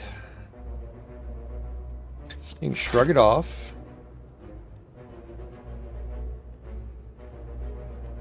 Flex. What that'll let me do is hit that guy for that. It's not going to do me any good. I mean, as it is, I have 4. So I'll just go ahead and do this. Still a big hit, but it's not enough. You got to hit him 3 times in one turn for him to actually lose flying. There's my 3. I don't need to worry about those. So now all I need to do is just draw a strike.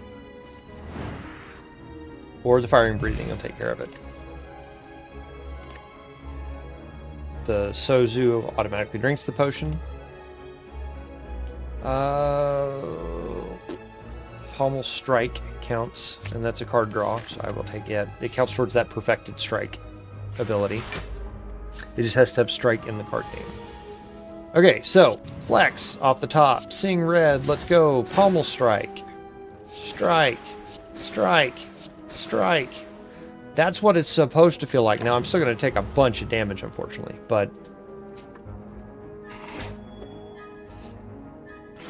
that's what some good aggression feels like. Alright, so shrug it off. So I need to cover 12. Done. Strike. Not enough energy. I did a dumb. Well, offering.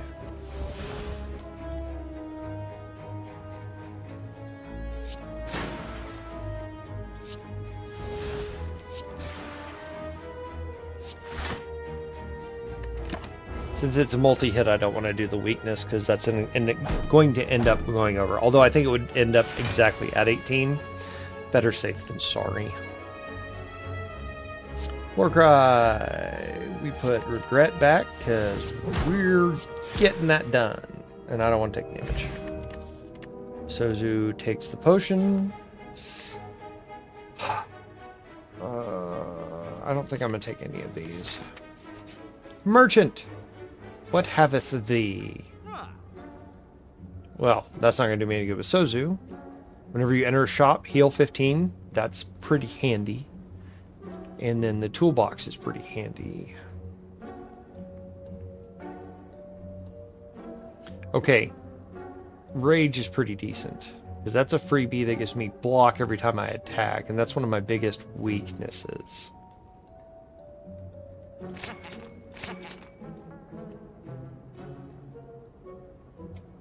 And then drop kick is good because they're always going to be vulnerable pretty much with my... Especially if I get it like first turn. You get to drop kick, you get a free card, you get free energy. You basically get drop kick for free. Okay, upgrade all strikes and defends or remove a card. I'm going to just upgrade all strikes and defends. It's just better. Okay, so with him, whenever he gets hit, he gets 3 block. And each time you do malleable, he gets additional block. So you need to hit him hard. So let's go ahead. What I've got, seeing red, drop kick,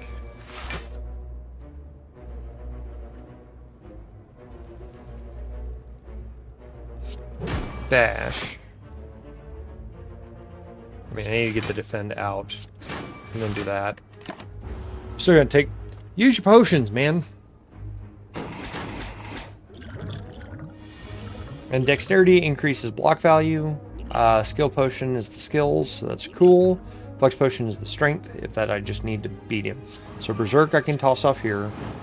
Inflame there. Shrug it off for the draw in case I get the perfected strike. Warcry. Don't need fire breathing, so I can put that back. And then we'll just hit him with a couple of strikes in turn. So now all I have to do is just hit him with a big hit, which Pommel Strike will take care of. Another perfected strike that does count towards the thing. I think I'm going to go ahead and take it.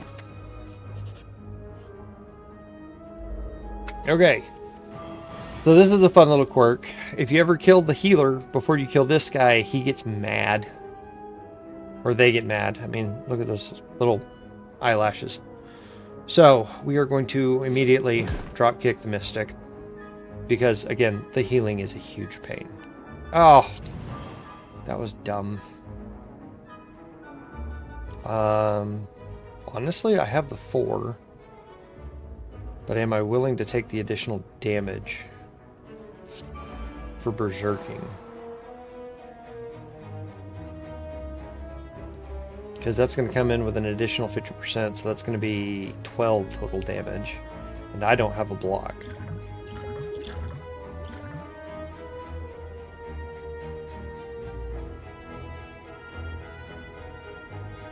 I think I'm just going to go ahead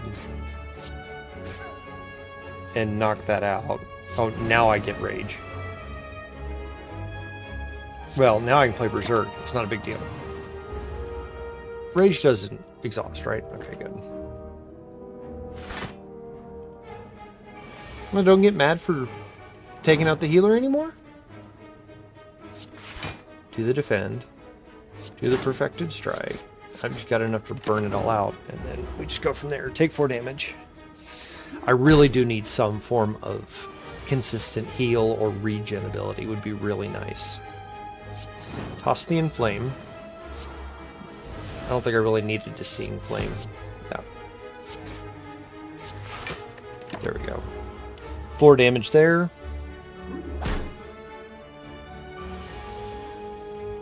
Stuff is just getting painful. Let's toss the Warcry.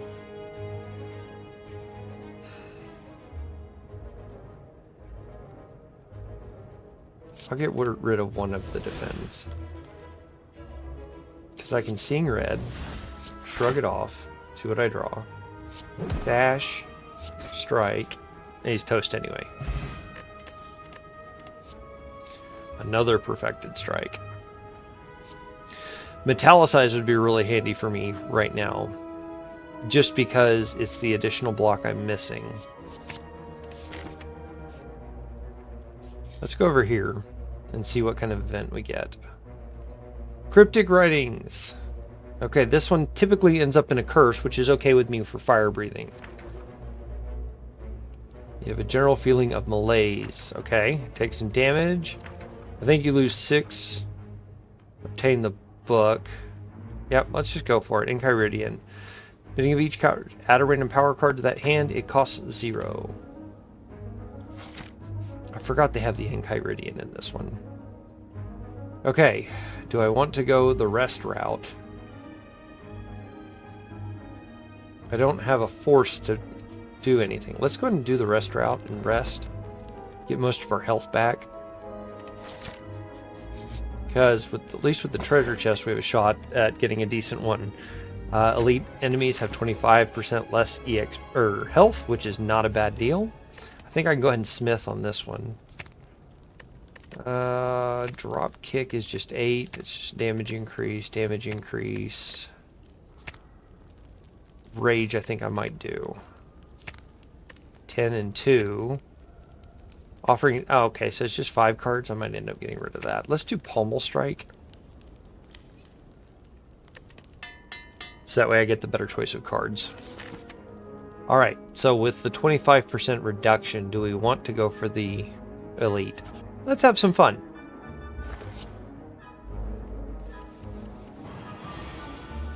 Whenever a card is exhausted, draw a card. Well, with Seeing Red, I get some draw a card. That's a lot of damage coming at me, so Berserk is probably not good to go this turn. So I can War Cry, put Berserk back down. Oh, I exhausted, so I draw a card. Inflame. Fire Breathing.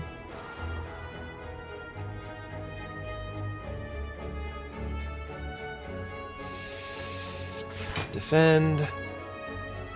We're just going to go ahead and hit our buddy in the back. And I don't think I want to blow the Seeing Red this turn. Let it go. So we're still going to take some damage this turn.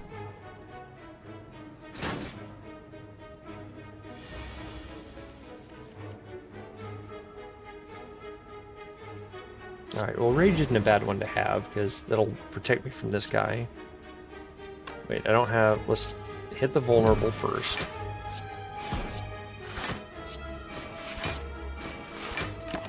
I want this guy gone because he debuffs and does a lot of problematic things.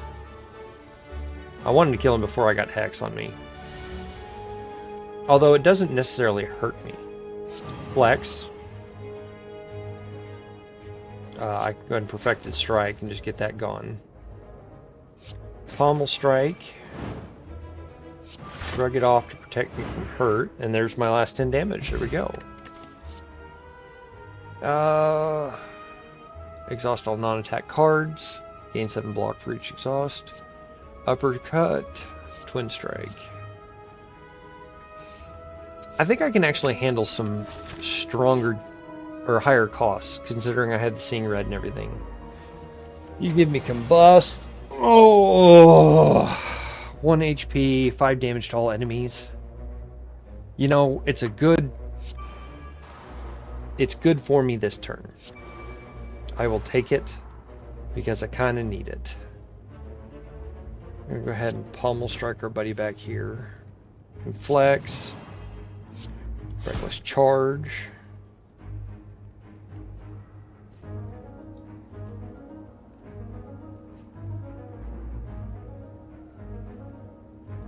I get the energy back if I take somebody out with Gremlin Horn. Can Seeing Red. That's actually good because then I can do this one. Weak and vulnerable. And I think that's going to be more valuable than the 8 block. I say that, I don't know. Hitting the other guy probably would have been better. Would have taken an extra 4 off. I'm still going to take damage no matter what. Oh, he wounds. I'm okay with that. Alright, so I can go ahead and inflame, defend. Take him out. Italicize, and gives me an extra block. Lizard Tail, when you would die, heal to 50% of your max HP. Words are hard. Whenever you block, deal 5 damage to a random enemy. I'm not going to ever be able to do that. Iron Wave is 7 block, 7 damage. Wish that was Iron Wave Strike. Having the additional block, though, I think it'd be a good idea for me.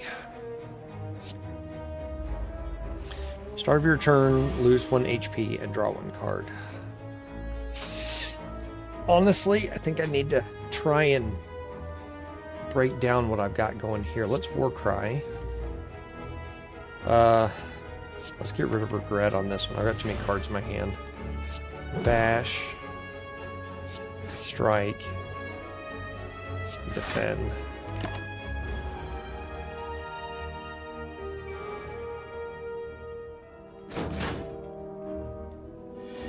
Oh, you started out with Ritual, didn't you? Oh, well.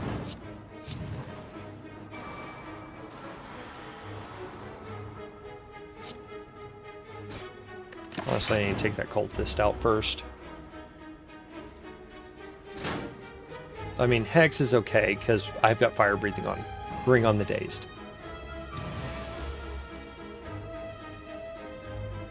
Okay, so... let's go ahead and Uppercut.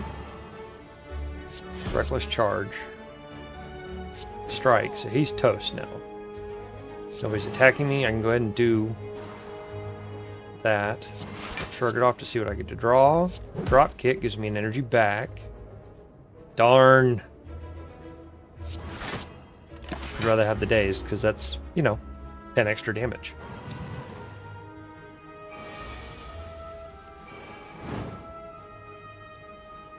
And do Seeing Red. Iron Wave to get the hit, or the defense. Strike. I hate that I was weakened, but still gonna take some damage. Now I'm gonna draw all the Dazed, and now he's toast. Alright. I'll do another Perfected Strike. I know I'm starting to bog it down a little bit, but... see, now having Juggernaut for free, not a bad deal. Now, unfortunately, I didn't get what I needed in that. They're not doing any damage. This guy does exhaust and damage, so I actually kind of need to do my damage to this guy first.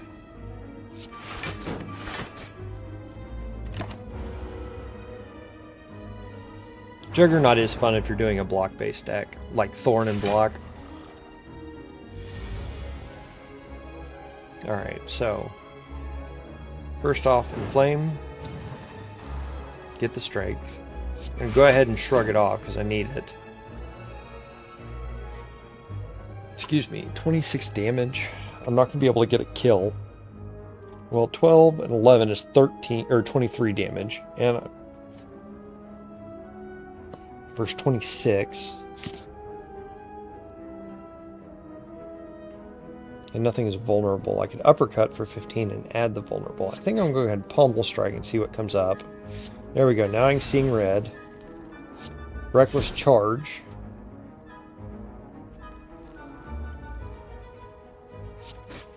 Go ahead and take him out. Flex. So I can at least get a little bit extra damage.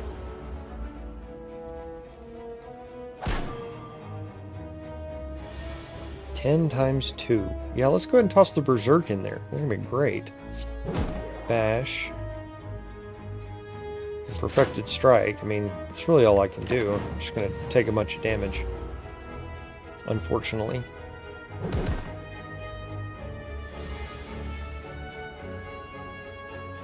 Rage would be nice, because then I get some extra block. Not that it mattered.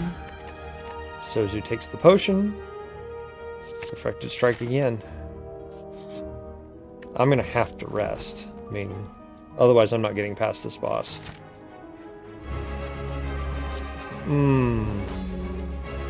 Okay, so this little guy summons two little helpers that you have to kind of keep maintained. I'll take Barricade. Italicize. There's no sense in me burning Seeing Red right now, because I wouldn't be able to spend the energy.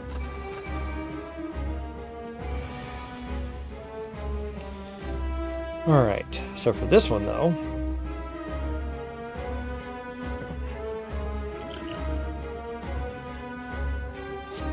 flex. It's only 30 damage. I can add 35, or I can add an additional 5, but I don't know if it's going to do any good. Let's go ahead and do the skill potion. We'll do battle trance because I'm not going to draw any additional ones.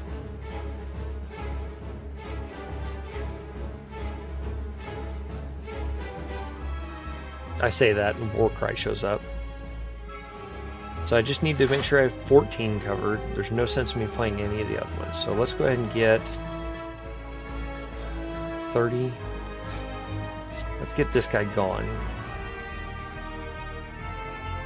And I don't lose block, so I might as well add the block to it. Because of Barricade. Oh, that's right, so they steal cards. So I'm not upset that he took Offering, to be truthful.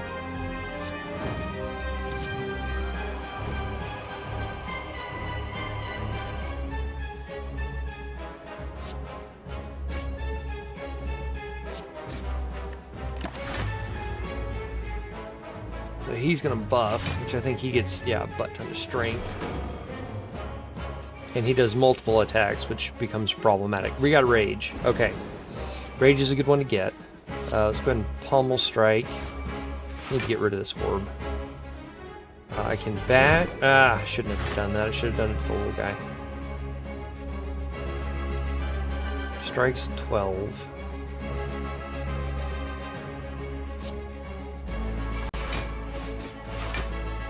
I need to block it all anyway. Let's go ahead and just make him. I get the energy back. 10 damage there.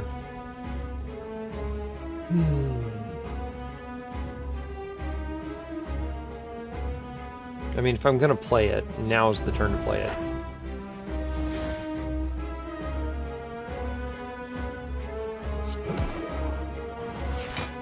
Now I get vulnerable. Now I can do dropkick for free. It is a shame that I did not get enough energy back for Perfected Strike, but nonetheless. It would be nice to be able to draw Rage every turn. Regret is not great. I don't know if I want to battle trance with Regret in my hand. I've got Seeing Red. I think I'll be okay. Reckless Charge. My watch is telling me it's time to get up. I've been sitting still too long. Perfected Strike. Let me go ahead and Seeing Red. Shrug it off and draw the card. See what I can't because I'd battle tranced. It's okay. So now we just take the 1 damage from Regret. Alright, I should have some more exhaustids coming up, right? No? Alright, Pommel Strike, let's draw the cards, 51 damage. Thank goodness I had Barricade come up. We can drop Flex out. Let's go ahead and do Warcry. Just get rid of a strength. Rage.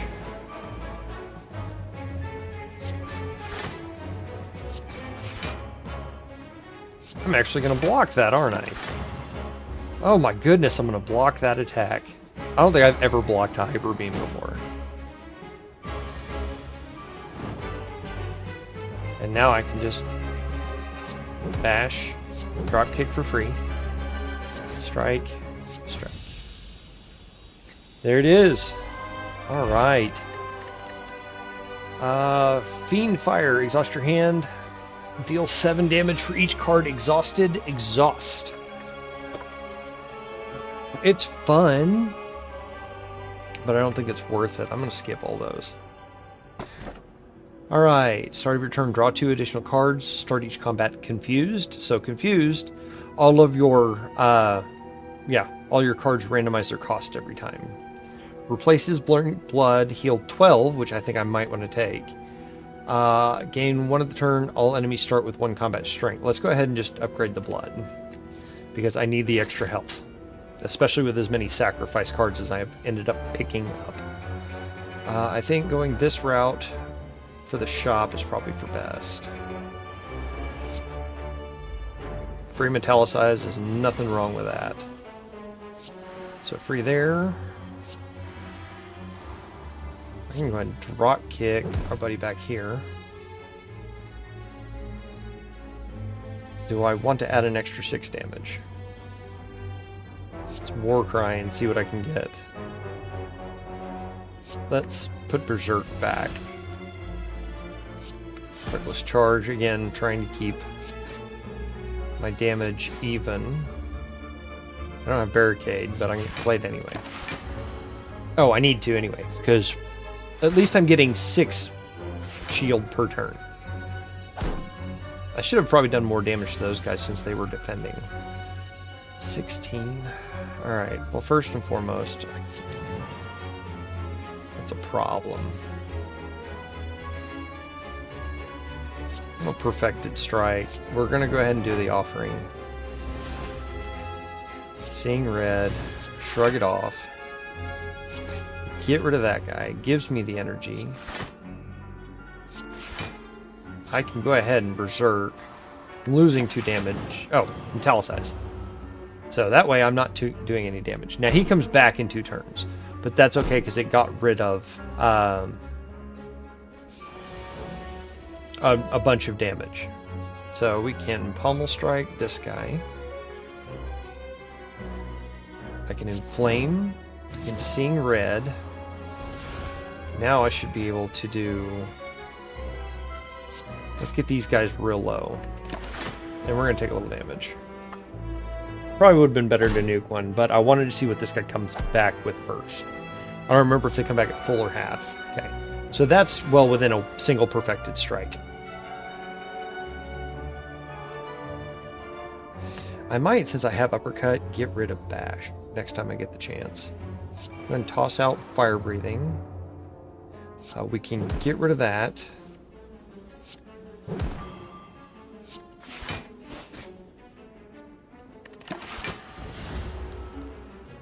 Alright, so now he's got 2 turns.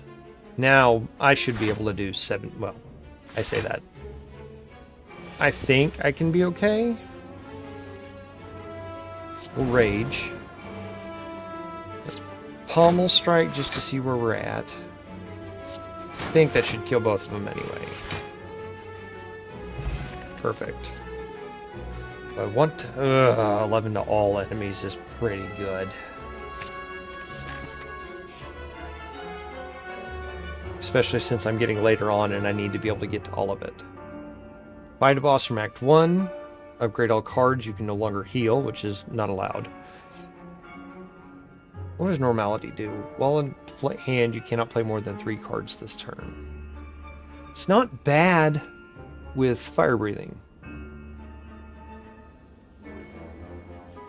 I think I'm going to take the boss on. Demon form is amazing. Plus inflame, plus metallicize. Okay. So now I gain 2 strength every turn, so I'm going to start doing ridiculous amounts of damage real quick. I really wish I drew rage. Get rid of the regular strike, although I probably could have put perfected strike back. We'll go ahead and see in red, because I need to get the defense, because that's a lot of damage coming at me.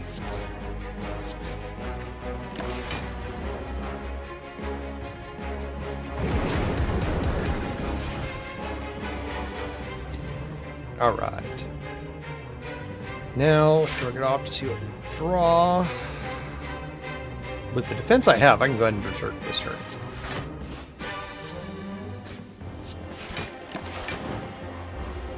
Not a big deal.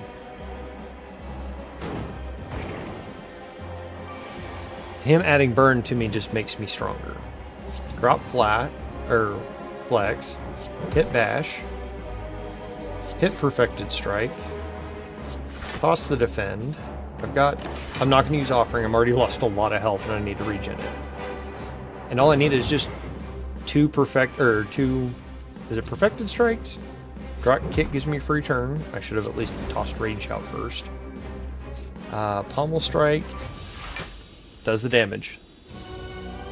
Alright, so now we get a rare relic. So we get wing boots. You may ignore paths when choosing the next room. Is it just for the next 3 times? Oh, you can pick do it 3 times. Snecko oil's a potion, so that goes away. I mean, the flex is nice, and we'll do pommel strike because that counts towards our strike goal. Do I want the random chance? Let's see what we got. Lose all gold, obtain a relic. I want to say it's a relic that has you earn money faster. I forget which one it is though. Vajra might be necessary. Fly too vulnerable. Upon pickups, choose an attack. Start each combat with this card in your hand. I mean, we absolutely need Vajra. We need the extra strength. Twin Strike would be great if it was auto upgraded. Chrysalis isn't bad. I mean, 0 cost skills. And then Demon Form, if I'd have paid attention to the cost, that'd have been worth getting. Or card removal service. Let's go ahead and just get rid of Bash. Do I want another perfected strike? They are pretty handy. I'll take that.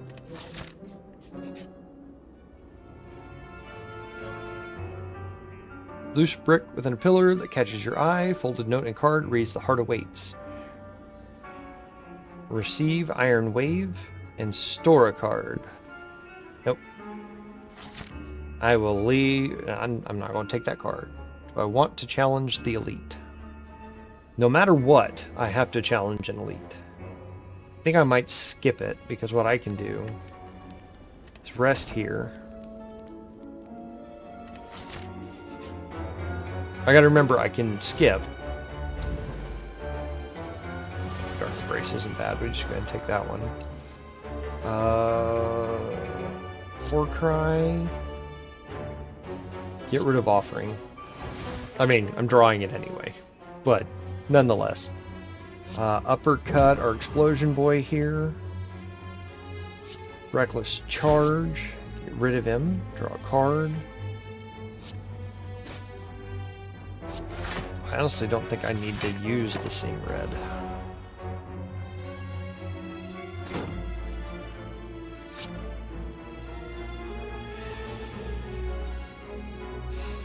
Alright, nobody's attacking. Let's launch Berserk real quick. Shrug it off to see what we get. Another Perfected Strike. So let's just go ahead and hit that guy. And I can toss that out just to use it. Doesn't do me any good because I don't have Barricade. I mean, you guys keep dazing me. Although, I need to be able to find and play Fire Breathing first. That guy there. That guy there. Done.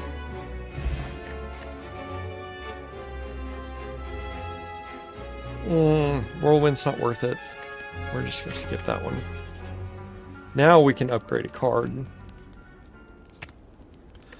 The 4 block is just not worth it. Drop kick, the 3 energy is not worth it. Rage might be worth it. And a flame isn't bad.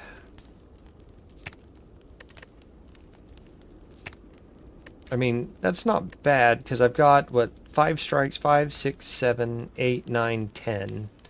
Plus 2 pommel strikes, so that's 12. So that would add an extra 12 damage. I think the block usage is probably better. Seeing Red, I haven't really had an issue maintaining costs. So let's go ahead and do Rage.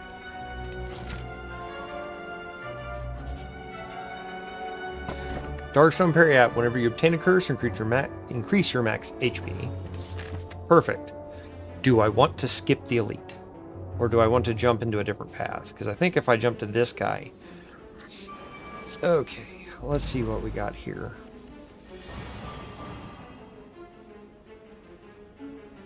So right now you're just minions. We'll toss combust. Toss that. Let's go ahead and get rid of one of the swords.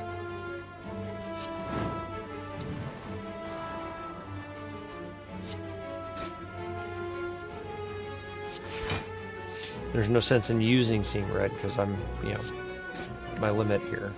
Get rid of the swords. Toss another defense out.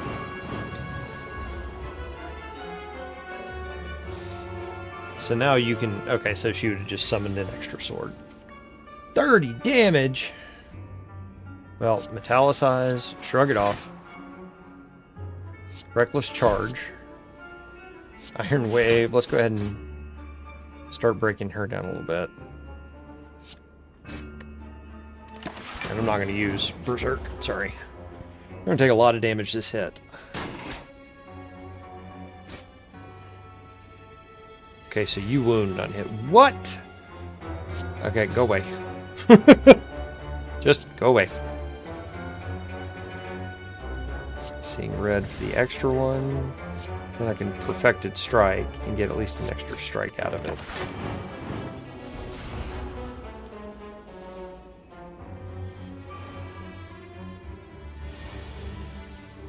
Okay, so Rage.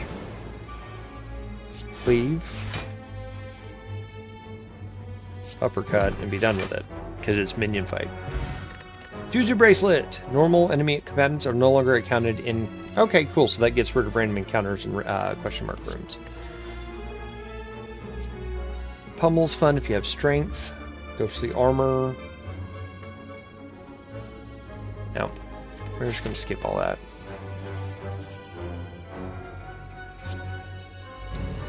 Dark Embrace. For all the good that's going to do. I mean, I can use Rage, but it's just not going to do any good. I should have Warcried first. I could have put Rage back on there.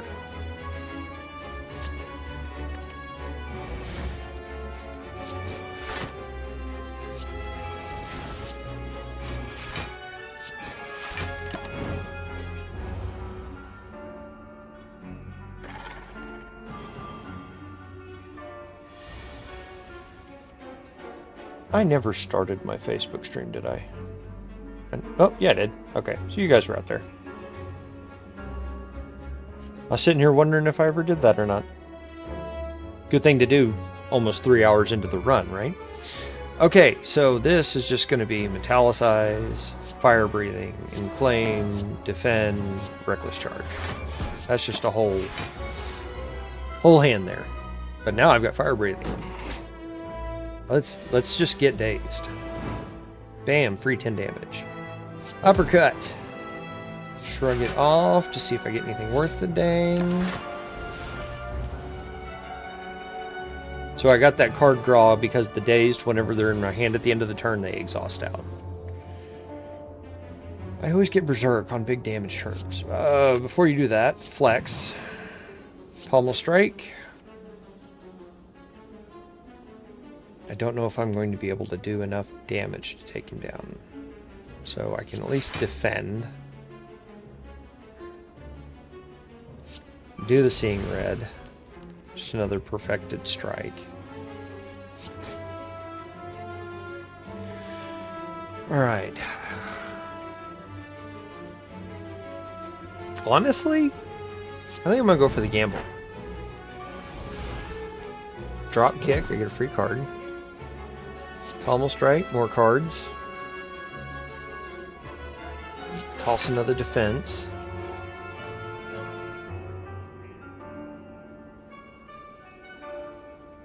Gain 5 block and do 10 damage. Honestly, I think that might be the way to go. Just mitigate a little bit more damage. Yeah, so now I'm only taking 1 plus the 6, so 7 total.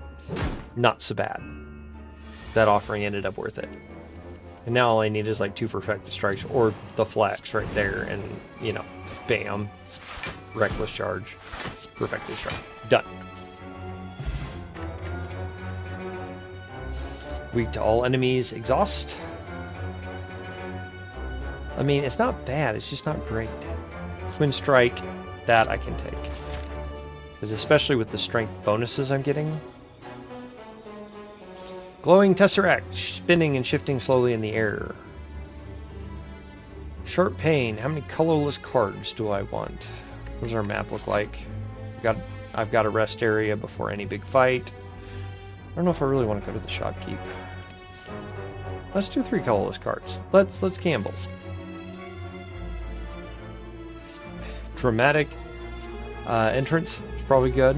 Metamorphosis, so that's the other Chrysalis one. 3 random attacks, they cost 0 this combat. Start of your turn, play the top card of your draw pile.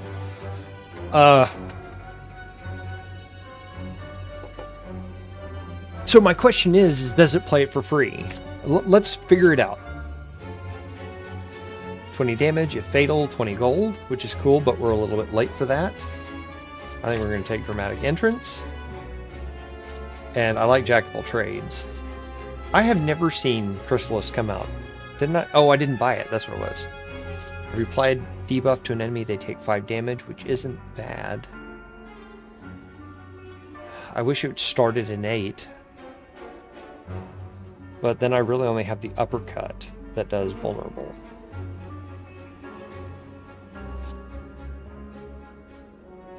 We'll do Chrysalis.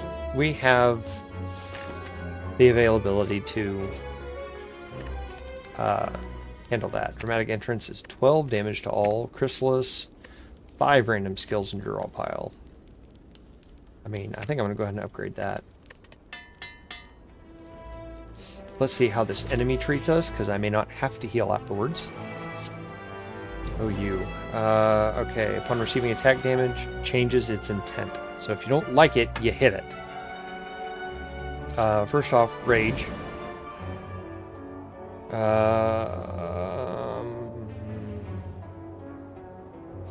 I'll do the gamble. Fire breathing. So let's Iron Wave. See what it changes to. Now it's just a curse. I'll take the Hex. See what it does. Parasite. Transformed. Do I not get it this round? Or is it unplayable? If transformed or removed from your deck, lose 3 max HP. Okay. Italicize. Reckless Charge. So now it's 10 and a curse. Perfected Strike. See if we get... Oh, that's really big. Please don't make it worse. Still a lot of damage. It's the problem with being random. Okay, Pommel Strike. War Cry. I mean, I can put that back there. Pommel Strike again. It's not a bad deal. Tossing Red. Uppercut. Get some weakness on him. I'll go ahead and Offering. Drop Kick for free. 11. We're going to go ahead. I'm going to do Mayhem just because I want to see what it does. See if it actually takes it out of my energy or not. Hey, look. And I get to perfectly block. Alright, let's see if it just plays it for free. Okay, it doesn't cost me anything. Score. We can toss out Chrysalis. Toss out Inflame, get more strength. And honestly, I just toss the Defend. Because it's a small attack. Let's let the deck do the damage. That didn't trigger Fire Breathing. That stinks. Flex. Let's see. Oh, I didn't want to do that.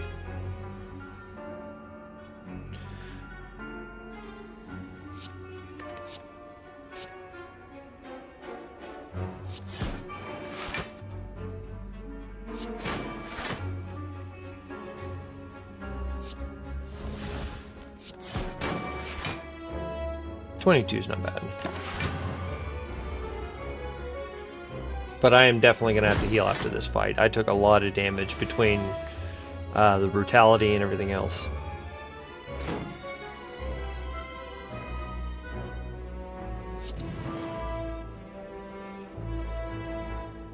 I mean, honestly, we're done. If there's something I could do to heal, that would be one thing. So Zoo takes that. I'll take an additional flex. Alright, we are going to have to rest, unfortunately. I'd love to upgrade, but it's just not going to work. Oh no! Not the donut and square, or Deca. Deca donut. Alright. Well, first and foremost, dramatic hindrance. Take damage. Inflame. I have 2 berserks now? Oh, because that was my power that I got for free. That's unfortunate. I think I want to go ahead and take out Donut earlier.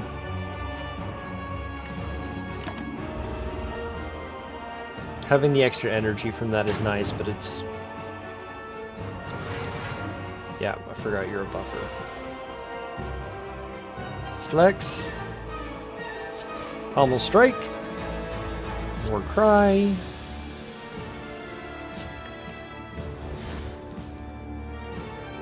Reckless Charge for free. Iron Wave. I mean, okay, so that's 28 damage. This one still does more. Just need to take Donu down.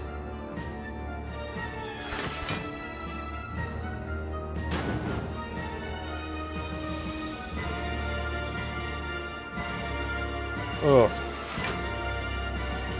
I mean, I have to.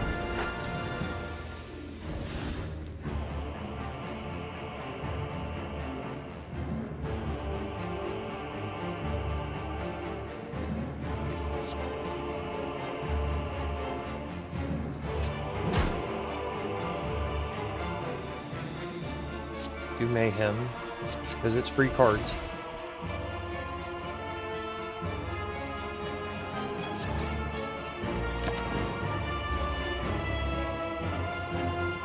This one's just such a hard boss. And like I said, Ironclad is not the greatest character. Okay, so we get drop kicks, we get the free damage and the free card. Go ahead and shrug it off so I can see what's coming. Pommel Strike. I'm going to go ahead and Seeing Red. It's like a Perfected Strike, so he's gone. Cleave. Strike. I have not drawn Fire Breathing yet. Okay, so now he will not get any stronger, but he will still do a lot of damage. Rage.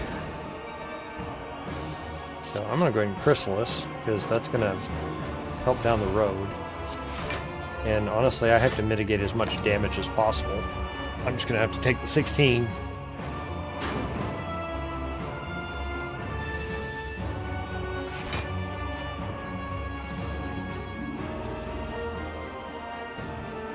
Okay, Metallicize, Fire Breathing, Infernal Blade, Sword Boomerang, 9 enemy, okay, double tap, we're going to do that, Entrench, double your block. Originally, Sword Boomerang do some damage. It's a shame I still have all that left over. So now he's going to do 32 damage again. Oh, when you played Berserk off the top. Pooh. Yeah, I think that's going to be toast for us.